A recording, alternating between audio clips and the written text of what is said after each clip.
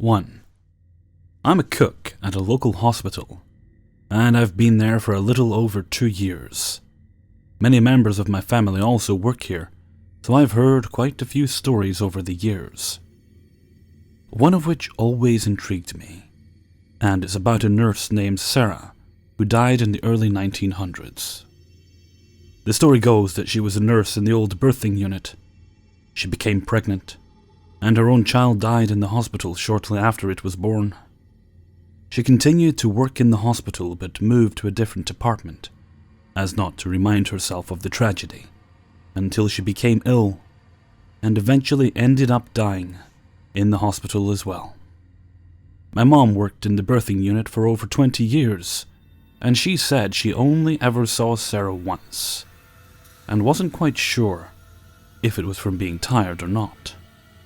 She is said to wear an old nursing cap and a completely different uniform from the usual scrubs the nurses wear now. The decision was made about 5 years ago to close the birthing unit in our hospital and become a simple critical access building, transferring out more serious cases. When the birthing unit was deconstructed and renovated, the usual activity started up again. It had been quiet for a few years. Beds became overturned, lights broken out. Personal belongings were strewn across the floor of the locker rooms. No real sightings of Sarah happened, but most of the older employees assumed that was the source of the activity. The hospital didn't go under much more renovation until about 3 weeks ago. Our entire ground floor is being gutted and rebuilt. New floors, new rooms, etc. to make a new area for a med express. The kitchen I work in is on the ground floor, and I have now had a few first-hand experiences along with a few of my co-workers. The first of which occurred in the women's bathroom. Someone claimed to hear a faint wheezing and someone struggling to breathe from the neighboring bathroom stall. Upon checking, there was no one else in the bathroom. The second occurrence was witnessed by my manager. He was finishing up our payrolls and stayed a bit later than the rest of us. He claimed he saw movement in our cafe and through the swinging door back to the kitchen. Upon checking, he realized all of us had already left for the day. And the third experience was my own. Just yesterday, I was turning off all the equipment and shutting down the kitchen. My co-worker was delivering trays upstairs, and my manager had already left for the day. I was in the dish room and heard a pan hit the floor from across the kitchen. As I walked around the corner to look, I saw what looked like a girl with the same looking attire as me move quickly around the shelves and towards the stockroom. I didn't think anything of it. I assumed it was my co-worker, until she came through the entrance door beside me just a minute later. There is no entrance to that part of the kitchen other than the door next to the dish room. I told my co-worker, and we went to see who or what I saw, and no one was in the kitchen with us. I'm still not sure how to explain what I saw, but I know it couldn't have been anything human. 2. I recently watched The Babadook, and the closure reminded me of my own experiences when I had to deal with depressions myself. Spoiler: the main character was depressive and therefore summoned an evil spirit. Or the evil spirit was like a symbol for her depressions. All of this happened when I was 12 to 16 years old. I am now 25, and haven't felt a spirit ever since I've felt better. Before I start, I would like to point out that English is not my first language, so I apologize for possible mistakes. Please feel free to ask if there's anything that's not clear. My mom and I used to live in a 3-story apartment. The upper floor was basically my own, with my room, a bathroom, and a tiny hallway. I think it all started with my mom asking me where I put certain things.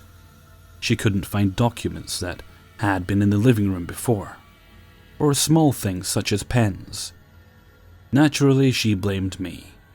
But when things that belonged to me went missing, she no longer believed that I hid them.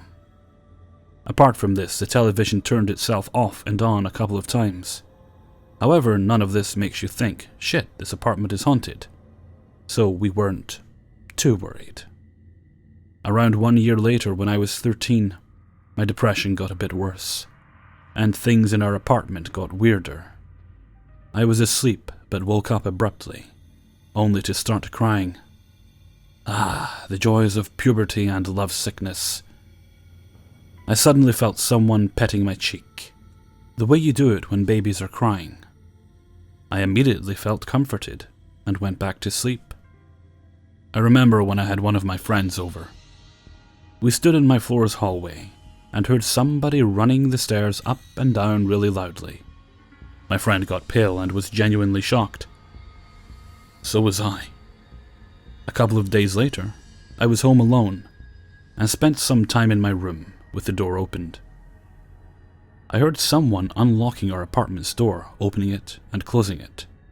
I then heard someone walking up the stairs and called out for my mom, as I assumed she got home early. But there was nobody there. To this day, I am absolutely sure that I even heard the key in the lock. I felt as if I was being watched quite often. Actually, it was so normal that I got used to it. My mom also said that she saw things moving in the corner of her eyes, and that she felt as if somebody was with her sometimes, even when she was alone. The occurrences happened now and then, but luckily, it didn't scare us too often. We kinda got used to it, and the ghost, or whatever it was, didn't do us any harm.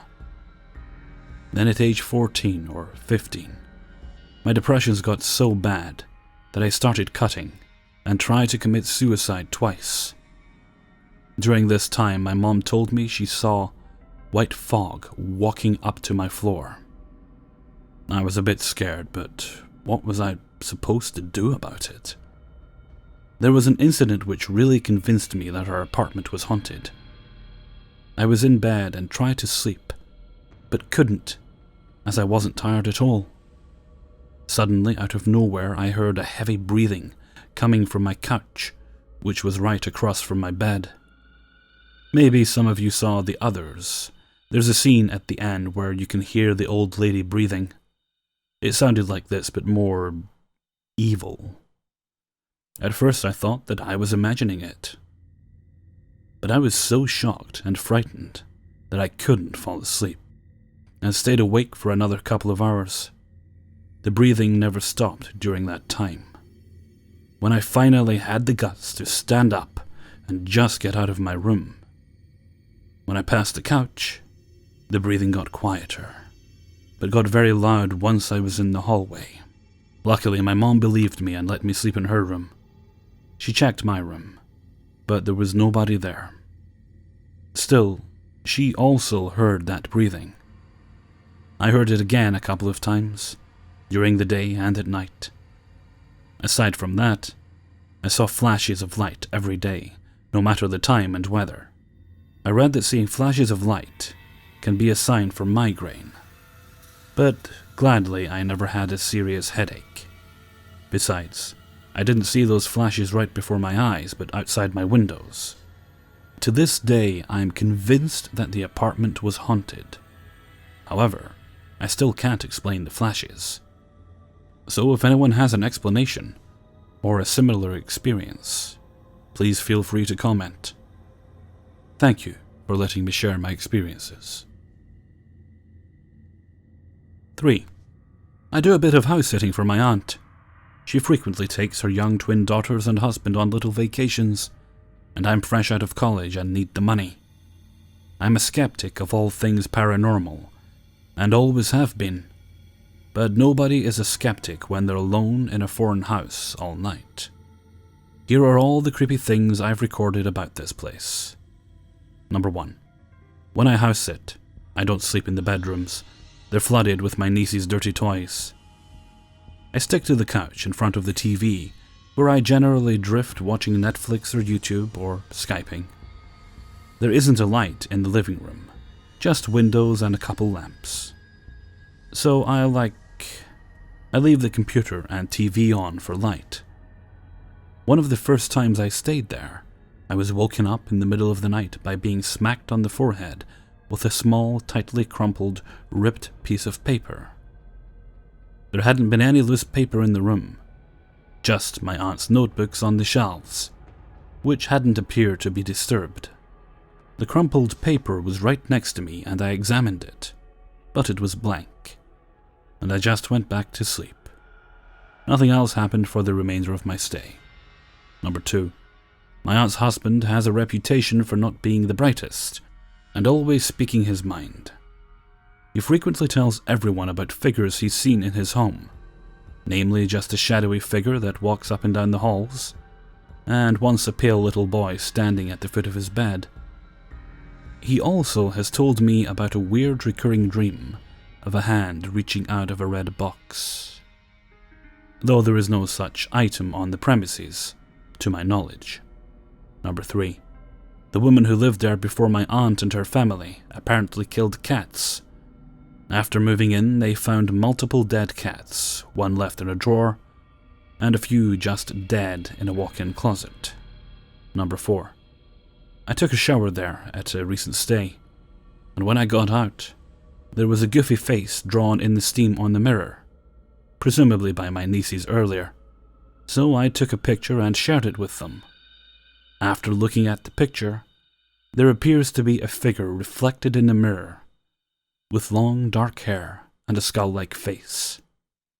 I was very shaken and stayed on a call with friends for the remainder of the night. Number 5. My nieces collect old cloth dolls.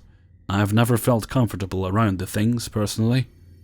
One in particular just gives me the creeps, and I always stuff it in the closet when I stay. In their bedroom, the white walls have been drawn on with crayon and marker before they moved in. My uncle has a bunch of gargoyle figurines on the shelves that look eerie, drenched in the awkward lamplight once the sun goes down. Number 6.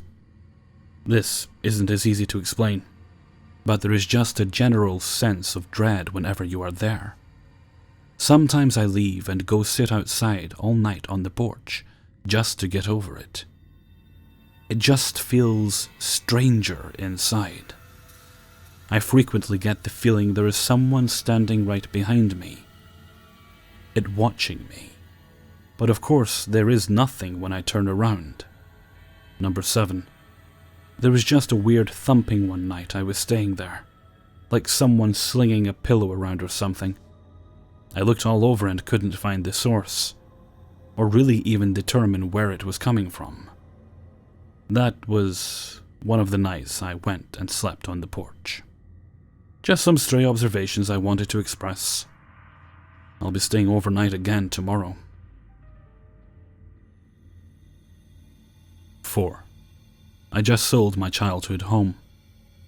It was in disrepair and my fiancé wanted me to get a house with him, instead of move into the house with all the bad memories that I have.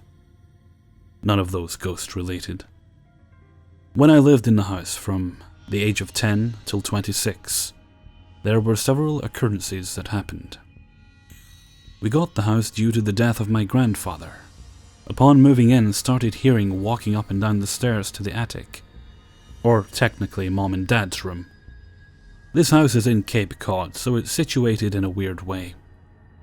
The door to the attic bedroom was in the living room, so of course it would be my mom, dad, and me in the living room, looking up at the ceiling, or at the door to the upstairs. Then we would hear the door open and close shut.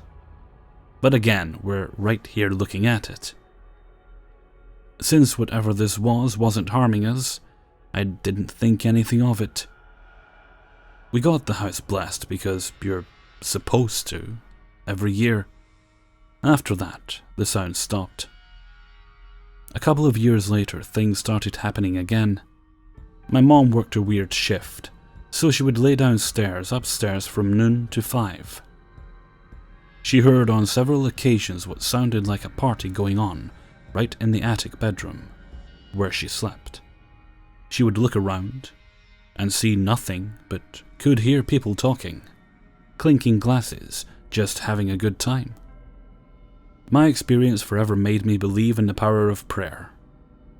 My dad and I would room together, A, because I was deathly afraid of sleeping alone until the age of 12, and B, he had just had a stroke and he couldn't do the stairs for fear of falling down them. I slept on the top bunk, and he slept on the bottom, again so he could just get up without any hassle.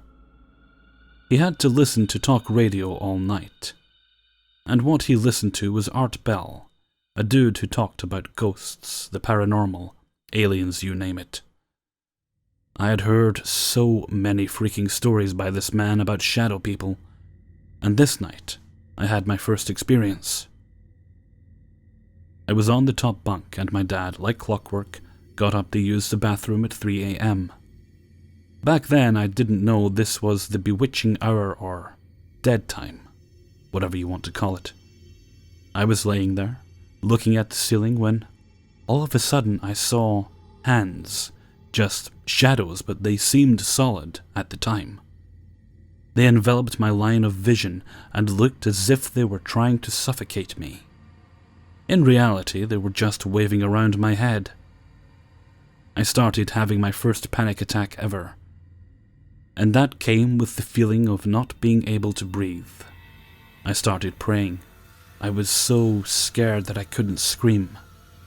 So I just said the Lord's Prayer over and over in my head. What seemed like hours was probably only seconds. And after saying the prayer 3 times, the hands disappeared. Other stuff that happened more recently is when my parents divorced and I took the attic bedroom because my mom wanted to be on the ground floor for the bathroom. As I moved my stuff upstairs and relished the fact that I had an actual room, things started happening. Like the normal noise of hearing the floorboards creak, someone walking up the stairs. This is when I started hallucinating a lot. Like I'd be sound asleep, hear a noise, wake up and look around, and in those first waking moments, see a spider or a tick or some kind of insect on my pillow. This I really can't explain, so if anyone has any suggestions as to seeing spiders, that would be great. Also, the shadow people started. I would see them around my room just staring at me. It started getting me so freaked out that I reverted back to having the light on as I slept. Things would start moving around my room or falling off without the cats being near, and that's when I got fed up. I started watching so many paranormal shows that said you had to stand up to the ghosts. So I said, "Leave me alone. This is my room and I am living in it. You are not welcomed if you are scaring me. And making these noises scares me at night time. Don't do it at night." Oddly enough, they respected that. Fast forward to me selling the house. I feel like I'm losing my home as well as my ghosties, as I affectionately call them. So, is it weird that I invited them to come live with me in my apartment? I said, "If you scare me, you know I'll kick your asses so far out of the apartment. But I want you to know you are welcome to come along if you're going to be good." I feel like they have been sad the last 6 months since my mom died. They only had the animals around, and they started throwing shit around as we were moving things out. I told them that the neighbor bought the house, and that he's good and all. But I know that they have become my family, and I just didn't want them to be bad or hurt. I don't think any have come with me, but they stopped throwing shit around. 5. I have lived a life rife with paranormal experiences. I have been the target of physical and psychic attacks. I have seen things, heard things. I partake in astral travel regularly. This is what I consider to be the beginning of all of this. This is where it started. My uncle is a minister. He and my aunt live a state away. Each summer I visited them for a week or so. This is the first visit I have memory of. I was 3 years old. I was woken by my uncle one night. He appeared distressed. I was told I needed to get up and get dressed, that we had to go do something, and he couldn't leave me alone. I complied, and he, my aunt, and I drove not terribly far away to a building belonging to the church he was assigned to. I recall a conversation about how things were getting worse and how something had to be done right away. I had no idea what they were talking about. We arrive at the building. From what I could tell, it was like a recreation, multi-purpose building where churches would hold bazaars, community events, potlucks, Sunday school, etc. My uncle unlocked the heavy metal double doors, and we entered the dark building. A group of people met us there. I started to wander to find something to do. As any 3-year-old might, I headed up a set of stairs and off to the left into a dark room. My uncle noticed and promptly retrieved me. He told me to stay with him because sometimes homeless people sleep there at night. I accepted his reasoning, even though I'd witnessed him unlocking the door to the building. There was no way someone was sleeping there. I followed my uncle up more stairs into a mostly empty room, where the rest of the group was already waiting. The room was dark, but faintly lit by candles. I'm not sure why they didn't turn on any lights. I shuffled out of the way and found a place near the only window in the room. As I looked out, I could see the orange glow of the streetlights illuminating the street below. The shadow of the church's steeple stretched across the street. The group began reading from their Bibles. They prayed. They made demands. After some time of this, I saw a dark shadow bolt across the room. I heard frantic footsteps running down the stairs. I heard the metal double doors slam open and slam shut. I could hear footsteps on the pavement, and when I looked out the window again, I saw a shadow bolting across the street and away from the building. I've asked my uncle about this many times over the years. At one time, he explained to me that there had been bad activity in that building for some time. Something had happened that day to bring about the urgency of expelling this being. He wouldn't give me many details. Now when I ask him, he will completely refuse to discuss that night. It's as though my mention of it makes him uncomfortable or angry. I don't really blame him. We both know he should never have taken me there, especially considering what they were doing.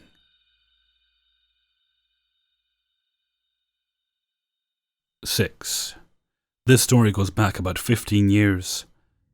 Back when I was a teenager, my friends and I used to greatly enjoy playing Capture the Flag in the apartment complexes where we grew up. First, some background information.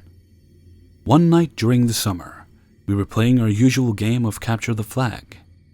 2 apartment complexes were adjacent to one another, and joined in the center with a small, dilapidated park, shrouded in some trees. Along the rear of the 2 complexes ran a drainage ditch about 6 feet deep by 4 feet wide. This ditch marked one boundary, and all around the ditch were woods, and is the setting for this experience. It was late. If I had to guess, I'd say around 2 a.m. My team comprised of 6 people, split into 2 groups, and were attempting to head into the other team's area. We had chosen to flank them, coming in on each side of their area, and pinched towards the center where we knew they had hidden their flag. My squad had chosen to come up along the ditch. The area is not poorly lit. The light from the first floor apartment's porch lights usually did a good job of letting us see just well enough that we didn't struggle when walking. We walked through the woods, taking great care not to step on anything that would make loud noises. As we crossed into the other team's territory, my friend Michael placed his hand in front of me and stopped me in my tracks. Up ahead, we saw what we thought was one of our opponents. But there was something off about him. The figure was seated on the ground and its legs suspended into the ditch, facing the fence on the other side. It was dressed all in black and appeared to be wearing a hoodie. This was not in itself odd because we played at night, and the best camo is darkness itself. However, as we approached, and we got within 50 feet or so, Michael stepped on a stick which broke with what sounded like an ear-shattering crack. But the figure did not flinch. It didn't react to our presence in any way. Michael, deciding to see if it would react, picked up a pine cone and threw it toward the figure, where it bounced near it and fell into the ditch. But the figure didn't stir. We stood there as silently as we could manage, barely breathing. And this time I picked up a pine cone. I threw the pine cone, and it landed next to the figure. But again, it didn't move. Our third group member, whose name I cannot remember, picked up a pine cone and got ready. He played baseball, he wouldn't miss, he said. He threw the pine cone and it connected, and it passed right through. Have you ever heard someone across a room whispering? Just loud enough that you know someone is whispering, but you could not make out who it is or which direction it's coming from. That's what I heard as the figure rose from its seated position. My friends reported hearing ringing in their ears or unintelligible speak, so our experiences differed. As it stood, it turned to face us, and that was when we saw that there was nothing there. It was a hooded cloak wrapped tightly around a black void. And in the area where the figure's face would have been was nothing. A void. Darkness so profound that it seemed to absorb the light that was touching it. It didn't move, except to raise its arm. And at that point, I turned and ran, grabbing my friends and pulling them with me. We never looked back as we ran, but the whispers I had been hearing faded away and stopped as we got closer to our own side of the complex. We quit that game and sat down on the stairs by our flag, until the other team finally captured our teammates and made their way to us. The really odd thing about this story is that several of the opposing team had asked us who had been whispering in the woods. When we shared the experience behind the buildings, we all swore off playing Capture the Flag, for good. Unless it was daytime. And in all seriousness, we never played again. To this day, my friends and I will not enter the area where we saw the figure, and no one I've ever told this story to has had any idea what it could have been. And there you have it. I welcome any comments or thoughts. 7. Legend has it, it smells of sulfur, and is a messenger if you make contact or show aggression towards it. You will die either on the spot or within a year. If it leaves you be, it was only a warning to you to change your ways. I know all this because I had an encounter. I was driving down an old road near a town called Beverley in England. It was 1 a.m.-ish, and I was speeding, enjoying the quiet, bendy road as you do at 1 a.m. in your Scooby. I was on a fairly straight part of the road, pitch dark, totally desolate, doing over 80. I then saw brake lights in the distance, so I started to slow down. I soon realized it was not brake lights, far off, but red, glowing eyes immediately in front of me. Something was in the middle of the road, As I got closer, I thought it was the devil. No other way to describe it. If I'd have hit it, it would have come over my bonnet and through the windscreen, such as the height of the thing. I swerved out of the way. As I passed it, it never moved. I could see the shape of a big dog just sat there looking right at me. Its fur was blacker than the night, and its ears were stuck up and massive. As I passed it, its head turned looking right at me. I flicked the car right, then left, to try and get back straight with the road. I thought I collected easy. Was a nice dodge. But my tire blew out, dragging my car towards the edge of the road. I've never crashed in 25 years of driving, and I still believed I could save it, but no matter what I did, jabbing the brakes, tweaking the handbrake back on, the power of the car continually veered left and eventually hitting bushes at the side of the road. I hoped I would plow the bushes down, but there was a tree stump, hidden. When I hit that, the airbag went off. I swiped it away from obstructing my vision, still believing I could control the car. I realized I was upside down and rolled 3 times before stopping on all 4 wheels. I was in complete shock. Tried to leave the car but couldn't move. I thought I was paralyzed, but my seatbelt was still on. The car was steaming and trashed, but I was okay, just bleeding from my lip from the airbag. I climbed out of the car, and I could smell fireworks, I presumed was from the car. It's dark as fuck. I'm thinking this thing would get me, and I never knew what to do. I wasn't going to blow up in the car, so I prepared for a fight. I'm a big, powerful bloke, 20-stone carpet fitter. I started screaming, "Come on, fucker," at this shape much bigger than myself. I could see his bare teeth, eyes, and inside of his ears, but nothing else. I heard it panting. It closed its mouth, turned away, and vanished. A car then came driving down the road. I flagged it down. It was a young woman looking just as scared as me. She rang the cops, who came to help remove my wrecked car. They asked me what happened. I told them I saw the devil. So he breath tested me. I made sure I wrote down what I saw, but he reassured me it must have been a deer, as dogs don't get 6 feet plus. I told him neither do deers. I got home, looked on the net, and found tales of this devil dog or hellhound. I was pretty fucking spooked. I just don't believe in shit like that. Aliens and ghosts. I never have. Over time I started doubting what it was I actually witnessed, but still remembered about dying within 12 months. 12 months later I suffered a massive stroke. I thought I could sleep it off.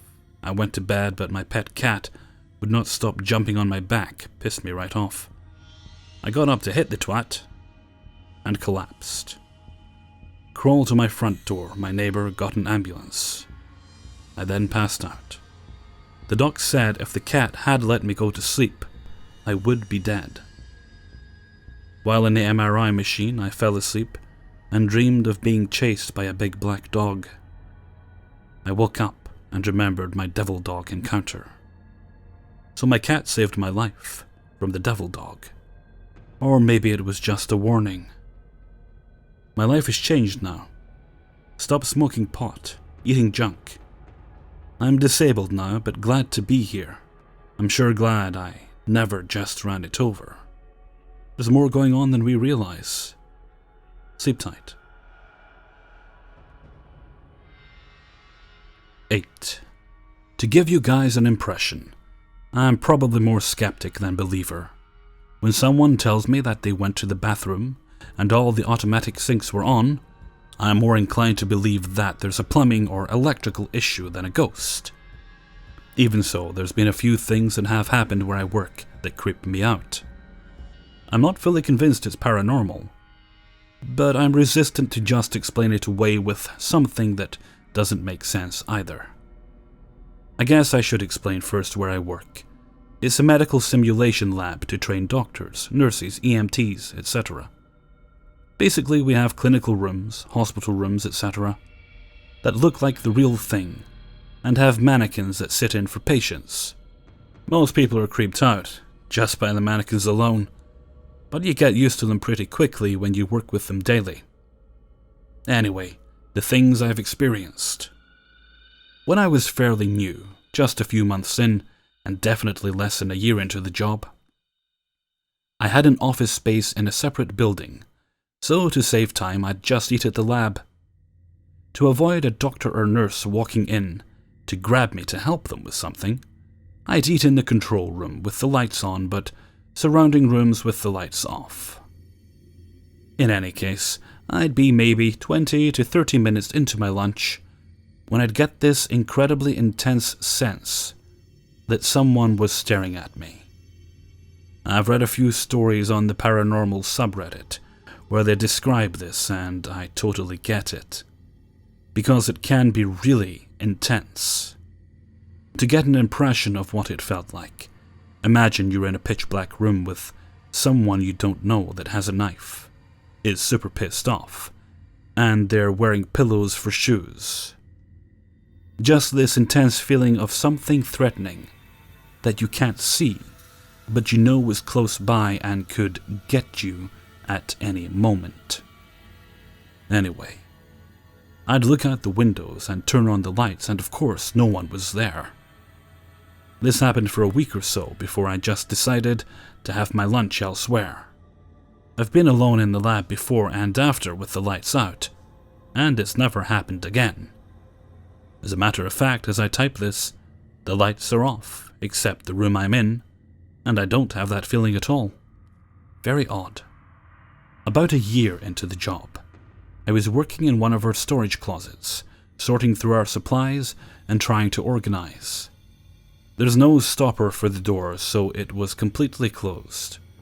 But you can hear quite a bit, as there's about an inch gap underneath the door. Anyway, I'm in the closet, and I can hear the distinct steps of someone walking through the control room into the lab. And then they stop just short of the door. My natural instinct was the footsteps belonged to Sebastian, our student employee who works at the front desk. But when I pop my head out of the closet and say, "Yeah?" there's no one there. I walk out of the lab, through the control room, and then out in the hall, and absolutely nothing. Keep in mind that I popped out of the closet within a few seconds of hearing the footsteps, so there was no time for whoever to leave the lab, much less walk all the way down the hallway in that time.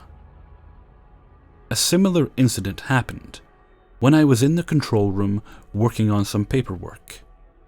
The lab was pretty empty as it was later in the day, 3 to 5 p.m. on a Friday. Anyway, I had the door open to the hallway, but I wasn't paying 100% attention as I was working on my laptop. I heard the distinct stumble-walk footsteps of a young child, maybe 1 to 3, that anyone with young kids would recognize. I honestly didn't think anything of it initially, because people occasionally bring their kids to work as a practice patient, except that they sounded like they were heading toward the exit, and I didn't hear an associated adult following. What really got weird was that the exit door never opened, and it's pretty loud. So I hear this kid go to the exit without an adult, and I don't hear the exit, which is actually what made me take notice. So I tear myself away from my laptop and go out into the hall, and nothing.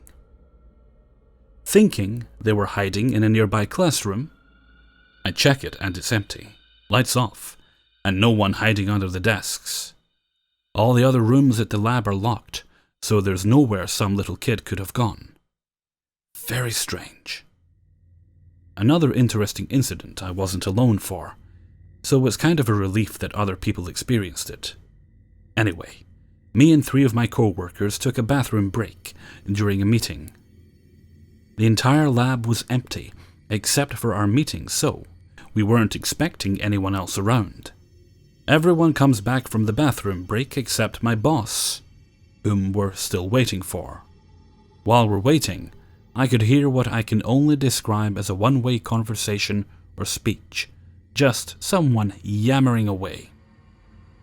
It was fairly distinct and loud, and to me sounded a lot like my boss, but despite this, you couldn't make out a single clear word. Imagine that, a loud conversation or speech, but filtered just enough so you can't make out specific words. Even weirder, it sounded directionless, and very hard to pinpoint where it was coming from. My first thought, again, was pretty benign in that my boss took a phone call in the neighboring room. I asked my co-workers if they could hear the conversation, and made the comment that the boss was being pretty loud. My other co-workers also heard the conversation, but one of them said she didn't think it sounded like the boss at all. Because of that, and because the lab is supposed to be a quiet area, we start looking through the rooms to see if we can find whoever is being so loud, to ask them to quiet down, but don't find anyone. My boss comes back and we tease him about his loud phone call. He said he didn't call anyone or talk to anyone. And he went to the bathroom that's on the opposite side of the building anyway. This actually creeps out one of my co-works at this point because, aside from us, there's no one else in the building. The skeptical side of me, of course, wants to blame noise pollution through the air vents. But the problem with that is that the lab has been far more populated with people in the classrooms and lab rooms, and you can't hear anything through the vents. It's possible my boss did take a phone call and was being loud, but I have no idea where he could have hidden. We checked multiple surrounding bathrooms. Moreover, it's really not like him to lie about it, even if he didn't want to talk about it. There was one strange week or so where we kept losing stuff. I would put something down, turn around for a brief moment, and turn back, and whatever I put down was gone. Or I would drop something fairly obvious like a pen cap on a tiled, unobscured floor, and when I look down, it's gone. Nothing for it to roll under because the room is empty. I'm not exaggerating. It was that obvious. Plus, it wasn't just me that experienced this. Both my boss and co-worker also complained about people messing with their stuff. But the fact is, no one was touching their stuff.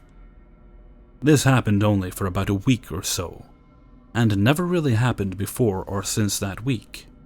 Around the same time this was happening at work, I had had an odd experience at home one night. I had just put my youngest to sleep, and my wife was already in bed but awake. I was in the kitchen making my lunch for the next day. I was washing my hands when I had the strongest sense that someone was watching me.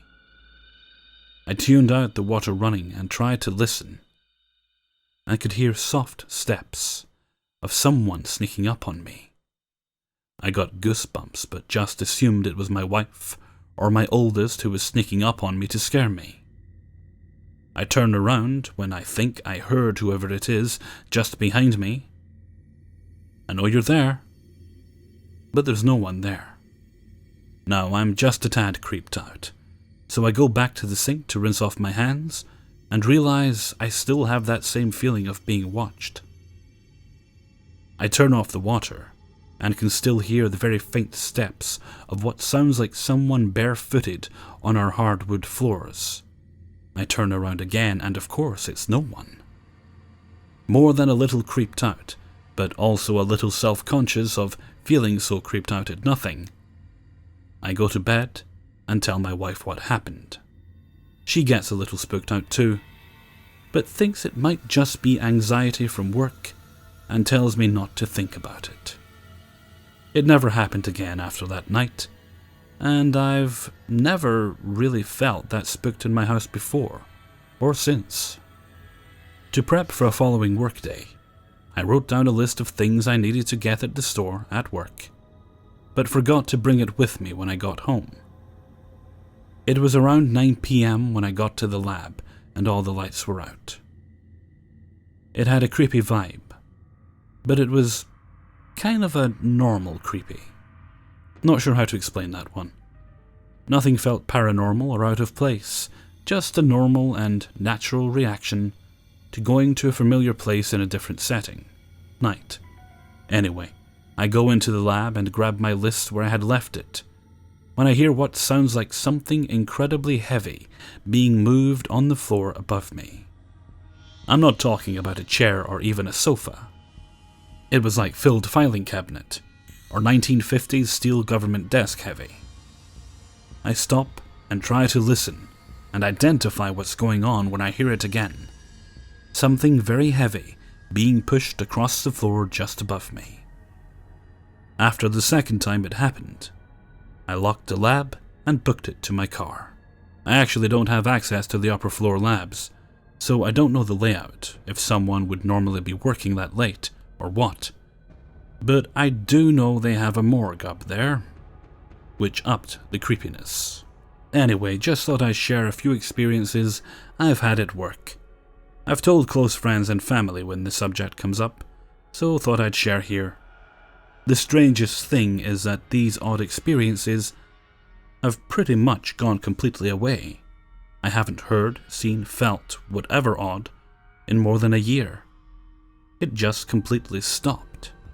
I'm glad too, because I've never really experienced such an intense feeling of fear and anxiety as I did when I'd have lunch in the lab that one week. And don't want to ever again. 9. Hi, my name is Cassidy. I'm 17 and currently a senior in high school. I have a story that doesn't necessarily make sense, but in a way does. When I was a toddler, I used to go on occasional visits to my grandmother's, especially on holidays, where some family came and stayed the night. When I was about 6 or 7 years old, I would usually sleep on the couch in the game room. The game room, which is like a second living room, used to be a garage, but it was refurbished way before I was born. So the floor was tile and the couch was in the middle of the room, where a coffee table was right beside it, and there was a TV several feet in front. For the game room, there are 2 doors to which you can enter. Every night, these doors are locked like all the others. However, strange things started to occur when I reached the age of 6. When I slept in the game room, it was always quiet. So quiet if you whispered it sounded like normal tone. I usually sleep facing the TV, at least until the incident. For reasons I could never comprehend, I always heard things at night. Unusual things. I would hear things moving or opening and closing. I would even hear footsteps. The odd thing about these footsteps is they sounded like someone sneaking, trying to get a late-night snack. I always thought it was my grandmother since she loves snacks just as much as I do. One little fact. Every time I slept facing the TV, I never opened my eyes. One night, I slept facing the inside of the couch instead of away. I heard the footsteps just as every other night. I forgot to mention that I did hear these footsteps in the same pattern every night. And I assumed it was my grandmother. Except this time the footsteps stopped at the edge of the couch I was sleeping on. I thought she was just going to do what all adults do with sleeping children, which is kiss them goodnight or pat their heads. Nothing. Nothing happened at all, so I figured she was just standing there for no reason. Finally, I opened my eyes. No one there. I wasn't scared, but shocked. I went to check to see if she was in her bedroom. She's still snoring as loudly as ever. So I thought to myself, what the hell is in my house? We do live in the country, and have maybe 6 to 10 neighbors at the most, but widely spread out, of course. No one in the neighborhood has ever done anything wrong. Most just take care of livestock. Now, when I was 10 years old, I went to stay the night at my grandmother's for Christmas, just as I have my whole life. My brothers came and spent the night too. I am the only girl in the family, or at least the only young one. so you can imagine I have been spoiled. When it was Christmas Eve, my family celebrated like always. A nice dinner and games. When it was time for bed, my brother Tyler slept on the couch this time. I slept on the floor on a blow-up air mattress. As a 10-year-old, when it's Christmas Eve, you get all giddy and just can't wait for Christmas Day. My brother was already fast asleep. However, I, of course, was still awake. I wanted to fall asleep so the night could pass quickly. I was bored and had butterflies in my stomach, so I just stared at the ceiling.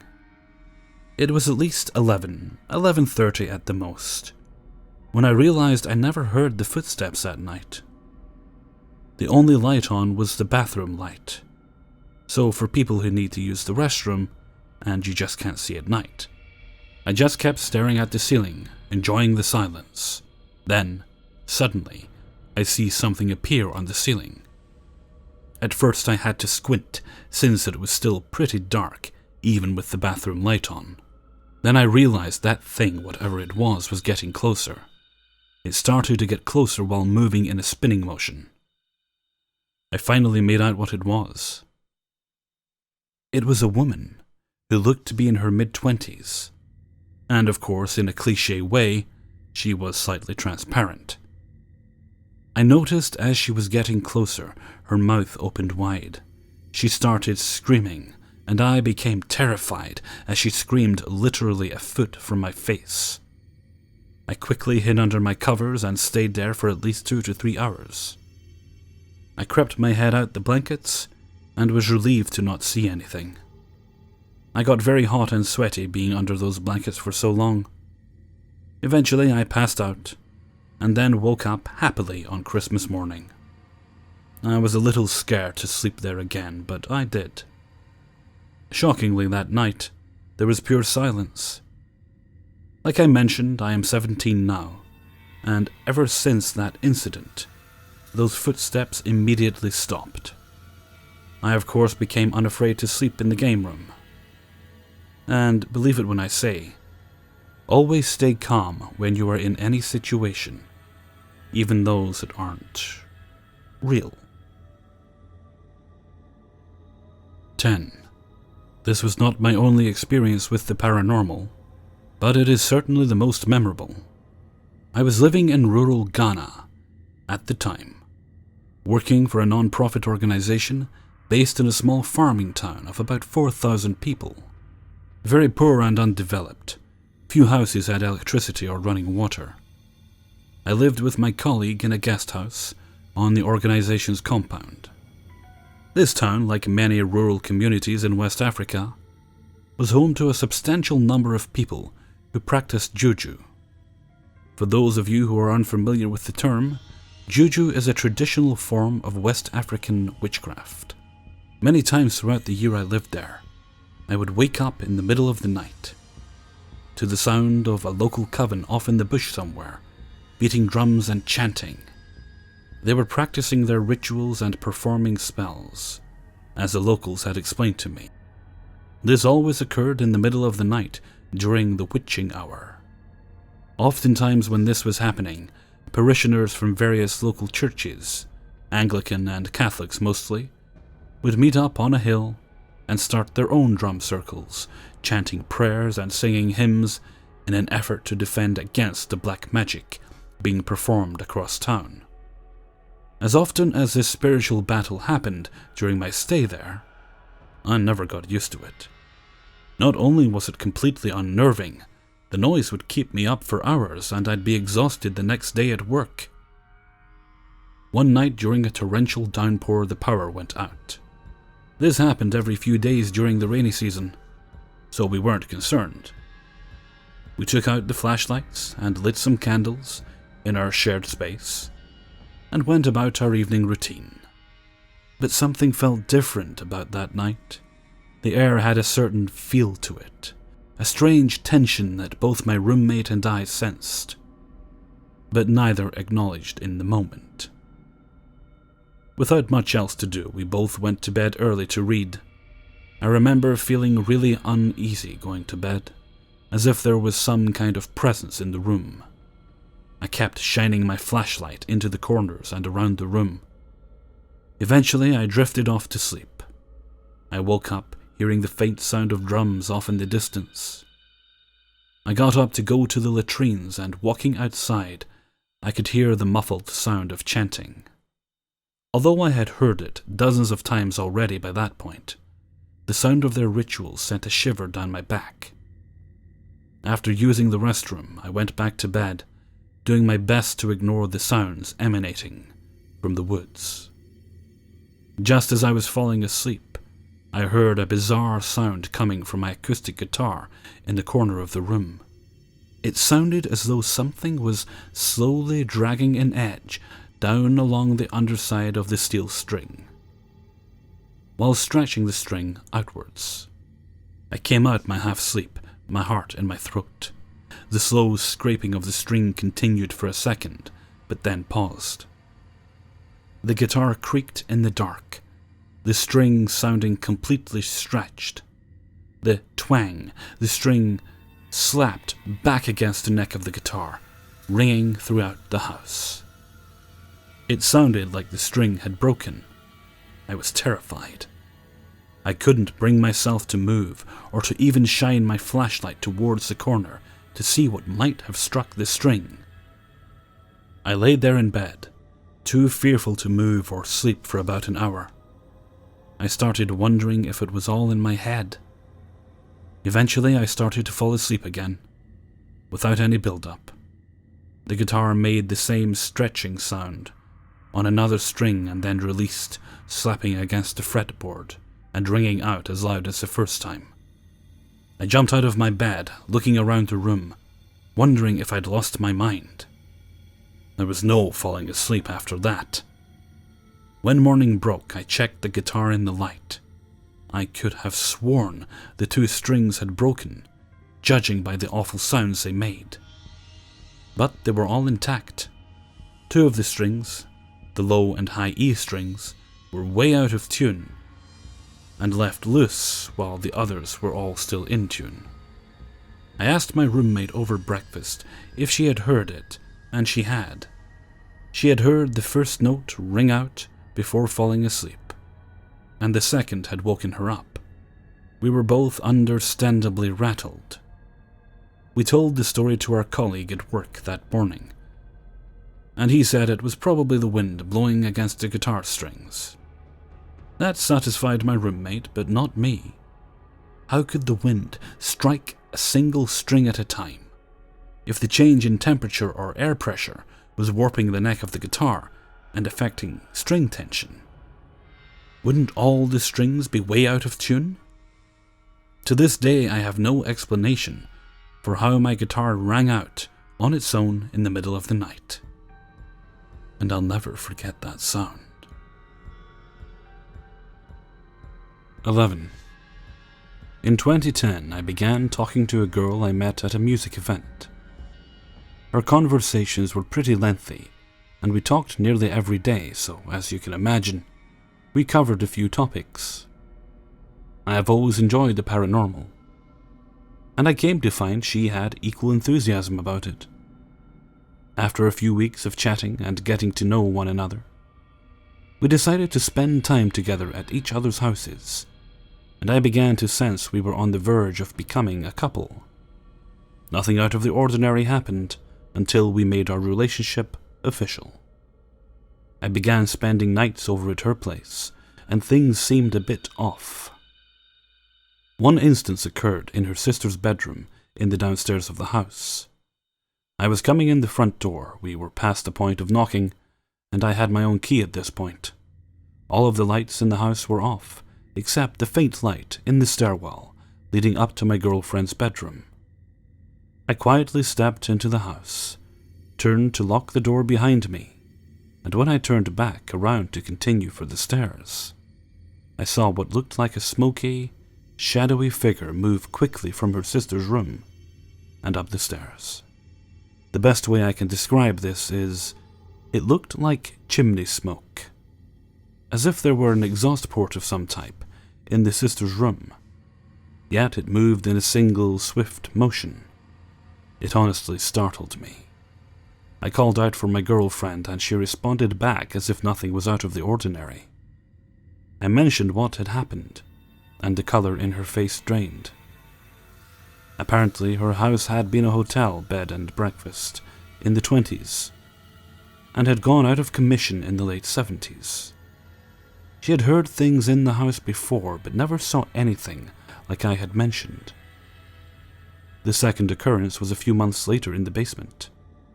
This is where all the laundry was done in the hotel, and also where my girlfriend had her washer and dryer. She said she felt uneasy being down there too long, and didn't like to go alone. One night, while she was at work, I was doing a load of dishes and decided to tough it out and just keep my wits about me.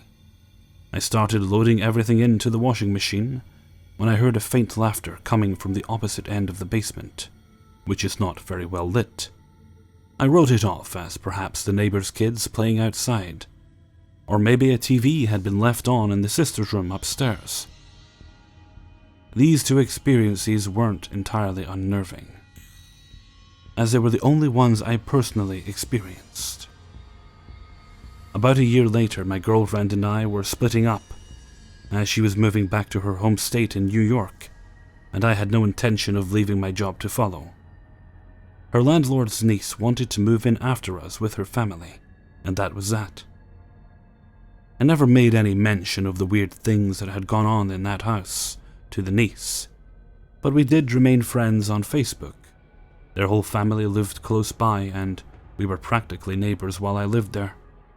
I got a Facebook message about a month later from the niece, asking me if anything unusual ever happened in the house.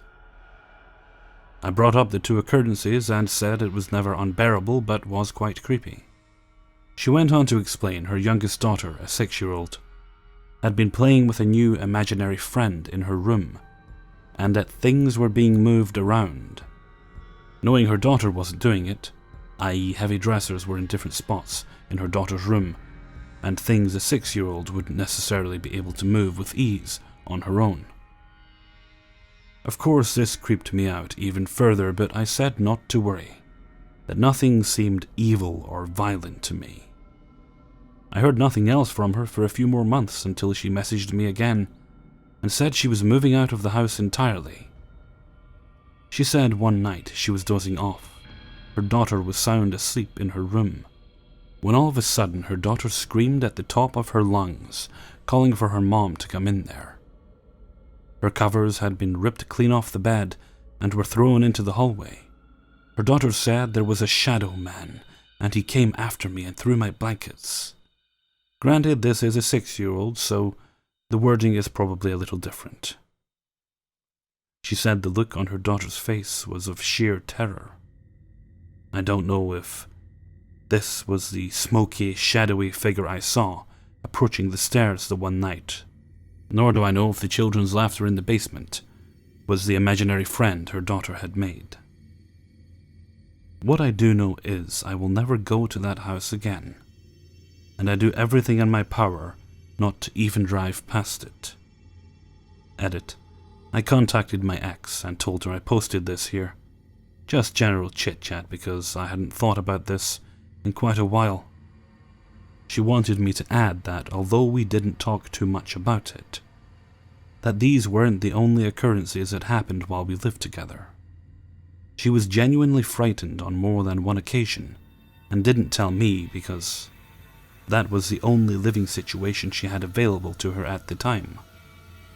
Her mom had rented the house and moved out of state for a temporary job, leaving her and her sister in the house to tend to it, and just have their own space without having to move around. Her mom had first-hand experiences with a male ghost that would show himself when she was alone in the house. Her mom is a spiritual person and half Native American, so paranormal experiences have never bothered her. Her personal theory is that there may have been a tragedy in that house years ago involving a man and his child. There are no recorded deaths in the place, however. Just a cool little tidbit of info I received. 12.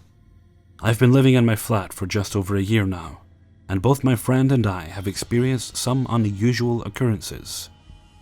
We're university students in England, living in a 3-story Georgian terrace house, which has been converted into 6 flats. The odd things happen semi-frequently, spontaneously enough to shock us when they happen, but frequent enough for us to have realized something is strange here. I figured I'd make a note of everything that has happened so far. The first unusual experience happened August 2015, I believe. I'd only been moved in a matter of weeks. I went to the bathroom one morning for my usual routine. After brushing my teeth, I returned my toothbrush to the pot, sat on the shelf fixture which is adjacent to the sink. There is a decent gap between the shelf and the sink, 4 feet or so. I was facing the mirror at the sink for a couple of seconds, and then was hit in the back by a tin flying off the shelf. The tin is in an old lunchbox, but it's hollow so it didn't hurt. It just made me jump 10 feet, shit my pants. I know I couldn't have knocked it off, I was too far away from the shelf.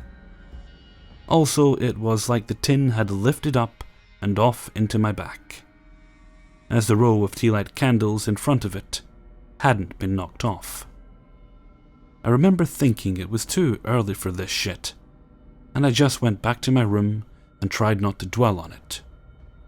The next thing to happen involved towels, and both me and my flatmate experienced it. My experience with the towels happened before my flatmate, but I decided not to tell her so she wouldn't be scared. It was a weekend, and I was alone in the flat, and I just went to the toilet as per usual, washed and dried my hands, and left. I went again later in the day, and noticed that the fresh towel I had put up the day before was gone. I didn't think much of it, just dried my hands on my shirt and left. In the evening I went to the toilet again, only to find that a dirty towel I had put in the washing machine was hung up on the peg. I freaked out at this point. No one else was in the flat, and I certainly hadn't done this. A week or so later, my flatmate and I had been on a night out. I'd been sick the night before, and my flatmate had passed me the bathroom hand towel to wipe my face on. Gross, I know. In the morning, she replaced the dirty towel with a fresh one, and put the dirty towel in the washing machine. Then she experienced what I had. The fresh towel disappeared on her second visit, and on her third, the sticky towel was hung up on the peg. She came to me, and I assured her it wasn't me, and that the same thing had happened while she was away the week prior. Since then, things had happened more sporadically. I'd had makeup go missing from my makeup box, makeup which I've never found, and my flatmate swears she didn't borrow. But that was about it. Strange activity seemed to resume over the summer. This summer I stayed in the flat instead of going back home, but my flatmate wasn't with me. One day I went to have some Marmite on toast, to find the jar was missing, which was unusual as I'd had some the day prior. 2 days later I found the jar had been put in the cupboard under the kitchen sink. I'm positive I didn't do this. Another day I returned home from a music gig, to find that my freezer door was wide open and that everything inside had defrosted. I hadn't been in the freezer in days. On another occasion, my ex told me he'd gone into the bathroom to find the taps on full blast. I've also had books that have been stable and untouched for weeks fall off my flatmate's bookcase while I've been in my bedroom. Since my flatmate has returned, strange activity continues. We've both caught a tiny glimpse of a figure stood in the bathroom recently. All I could notice was that it was a male figure wearing a white button-up shirt. Like I say, it was a glimpse for a fraction of a second, and it could be my imagination for all I know. Last week I felt as though a presence was stood behind me, while I was sat lengthways on the sofa in the lounge, almost right up to my shoulder, face.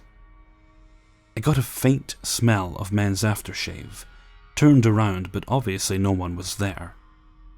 I told my flatmate about this and she shrugged it off as being my ex's. I knew it wasn't his as he never wore aftershave. He smelled of Lush as he worked there. He'd also not been in my flat for 3 weeks and no other man had been for months. Plus the smell left as soon as it came. I sniffed every throw cushion in the room but couldn't find the source of the smell. Now my flatmate is less skeptical, as she's experienced the same thing when sat in the lounge. She described the smell as being like Lynx, Axe, but I felt like it was a little more adult or refined than Lynx. As you can see, nothing extreme has happened, and I don't get bad vibes from my flat. I feel totally at ease here in spite of the odd things which have happened. This leads me to believe this could be a good spirit who has no ill intent. I feel no desire to investigate or stir, or to try and make this potential spirit pass on. I currently feel safe and mostly at ease. Up till the start of this semester, I'd believed the presence could be female or young, as my makeup had been going missing, and the nature of the activity seemed playful.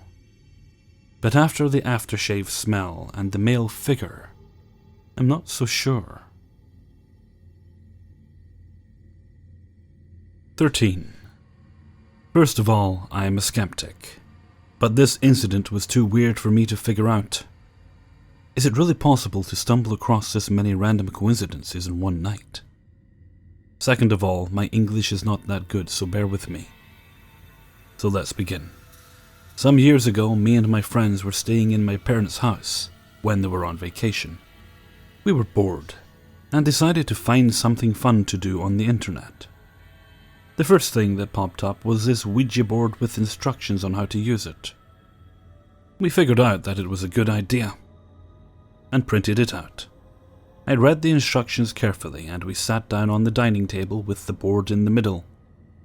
None of us really believed in paranormal stuff, so this was more for fun than it was to really connect with someone on the other side. We did all the preparations needed to proceed, and started the game. After saying all the things the internet told me to say, we started asking more direct questions like, give me a sign if there's anyone there, and so on. Nothing happened, and the glass we all had our finger on stayed perfectly still during the questions. The last question I asked was, is there anyone here? But nothing happened. Disappointed as we were, we decided to do something else. So I started to put the items we had used back in place. The Ouija board I decided to burn because I didn't want it to lay around. Now comes the first really creepy incident. I went to the fireplace to burn the printed out board. I held the board in one of the corners and lit it on the fire from underneath. I held the board until it was covered in flames, so the whole board should burn up. I literally watched the whole board burn to ashes. I then went downstairs to see what had happened to the dog. The dog was barking the whole day, but stopped the same moment we started playing. I thought this was weird, so I went downstairs. Downstairs in the house, there are 2 doors that go outside. When I was at the bottom of the stairs, I noticed the first door was wide open.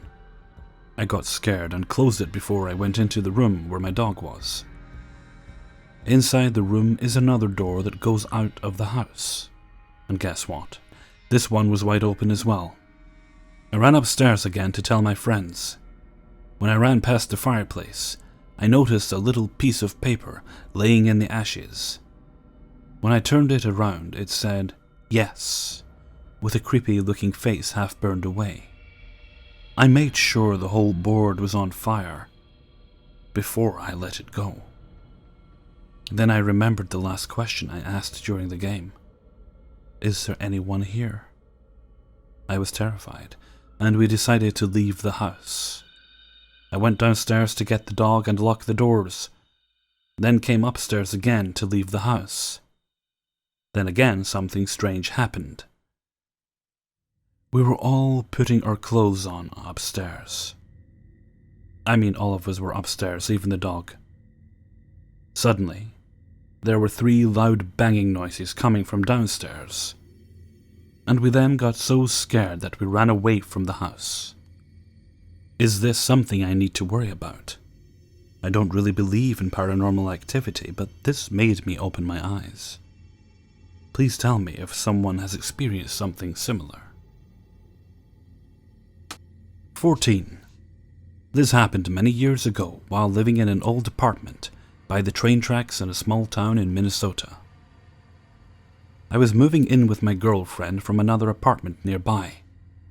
One of our friends, a local, was helping us bring things in.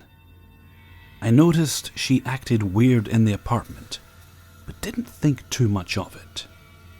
Later, my girlfriend mentioned that our friend had seen ghosts of a man and woman in the apartment. She was a sensitive and saw similar things frequently, but she didn't like to talk about it. I was excited and kept asking her about it later. She got very shy and didn't want to answer. When I finally convinced her that I wouldn't make fun of her, she said a man's ghost lived in the apartment, and he had visitors occasionally. The most important question I had was, is he a bad ghost? Not really, she said. Not if I didn't bother him. Very interesting, I thought. The idea was fun to me, though we didn't think much more about it.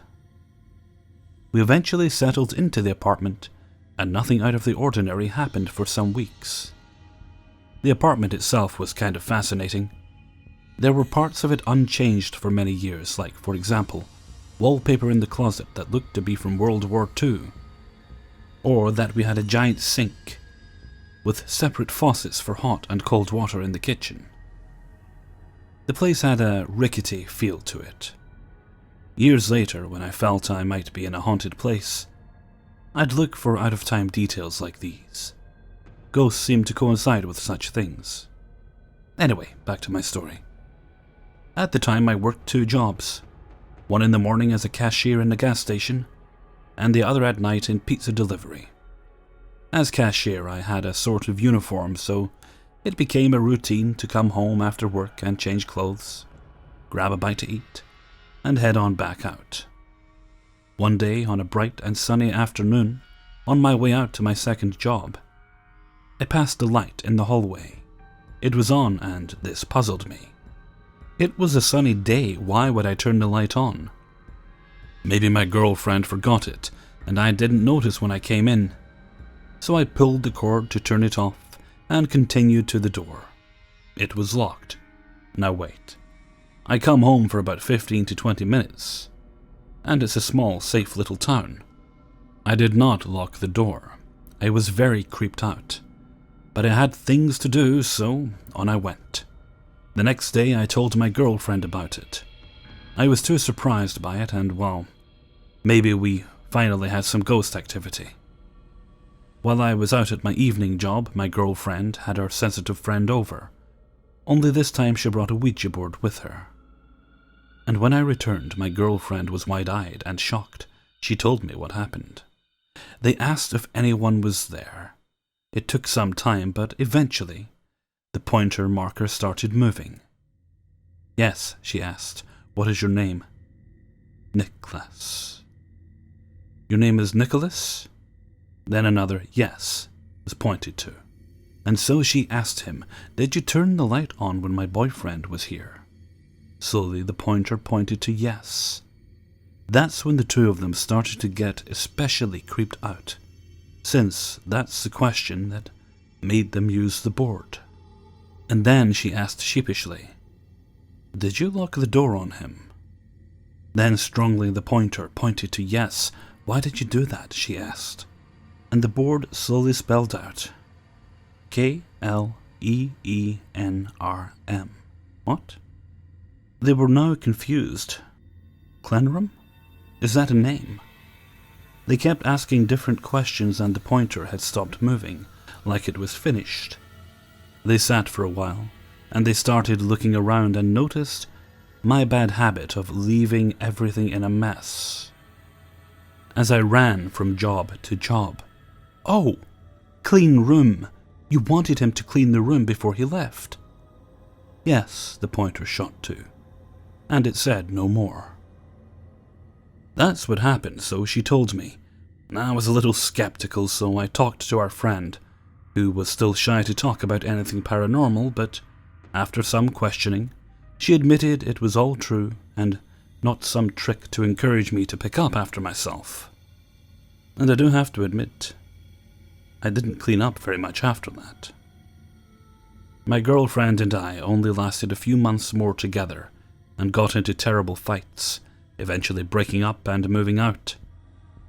Maybe I should have listened to what Nicholas wanted. Things may have gone better. Nothing strange happened physically again that I remember, but there were many times we felt creepy or that we were being watched. Maybe our fights were influenced by a temperamental ghost. Our time there started happy, but ended very unhappily. I only hope the next tenants were cleaner than I was. Nick was definitely a tenant there before we were, and probably for long after too. 15.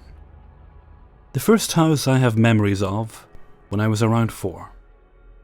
We lived there for several years before my parents decided to buy a bigger house, so that my sister and I no longer had to share a bedroom.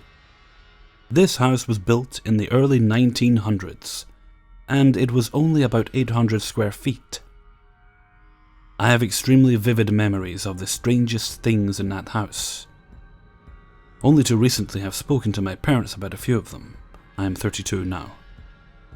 We slept with the bedroom door open, and from my bed, I could see all the way into my parents' room. Many nights I'd lay in bed, watching a shadow that stood in my parents' doorway, watching me. There were several times that I would hear the living room TV on full blast, and get out of bed only for the sound to stop immediately after walking out of my room, and no one would be in the living room.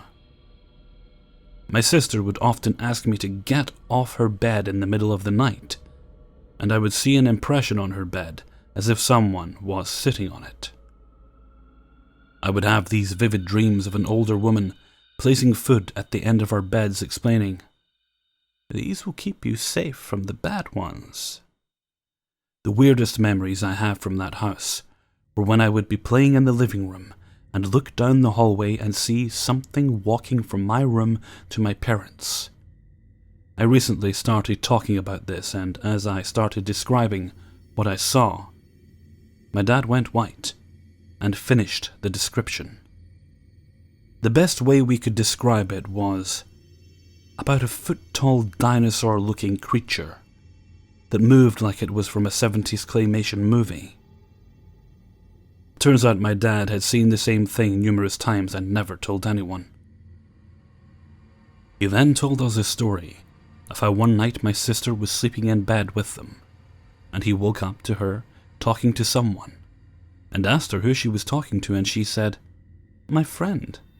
He's on the ceiling. Want me to ask him to come down?" Mom and Dad adamantly said no.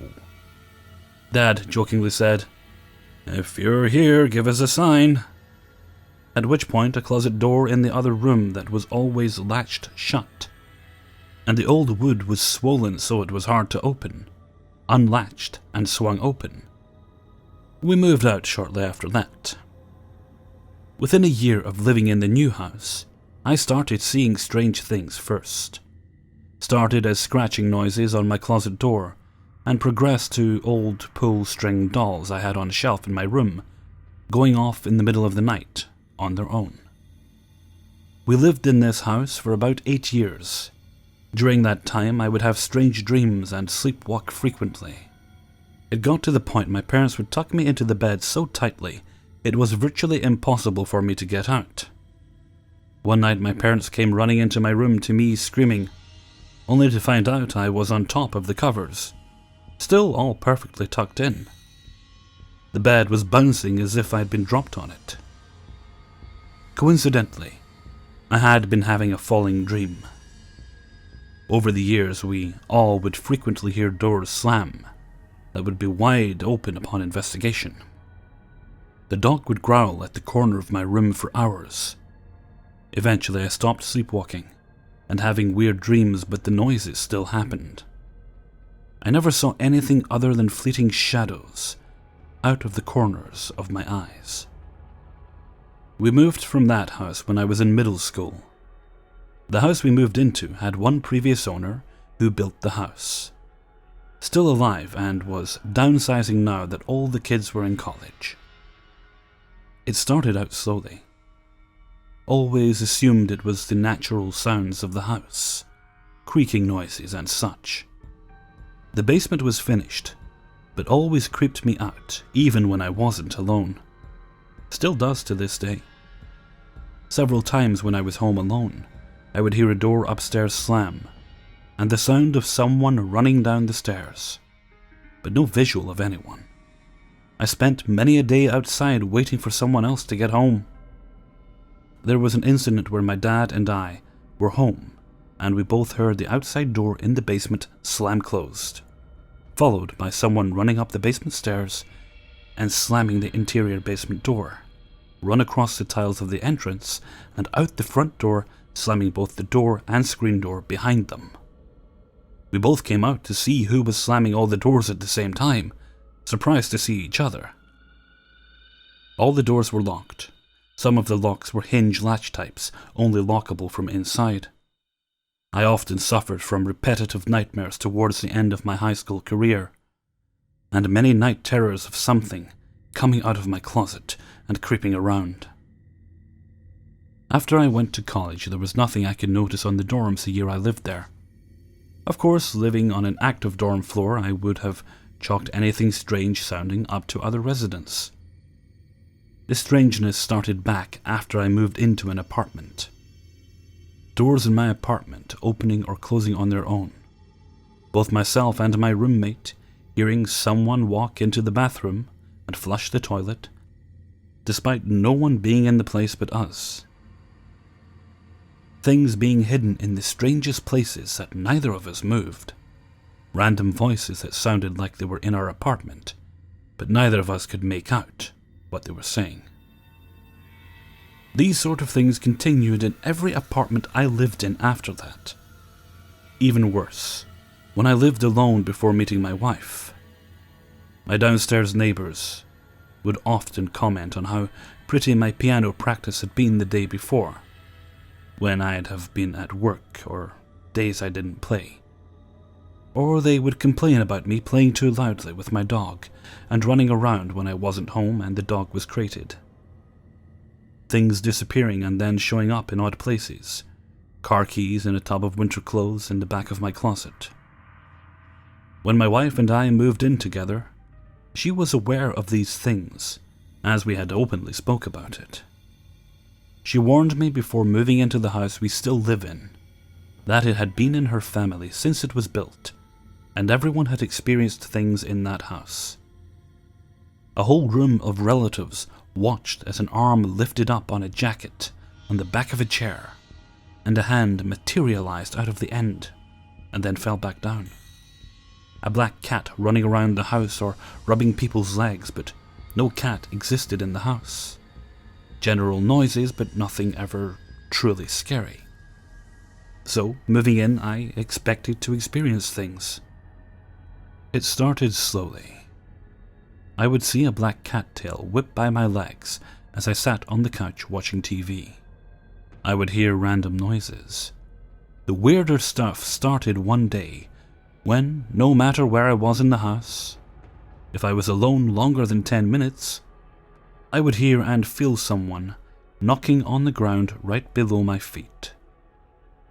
I could hit the ground back, and it was almost always as if it was responding.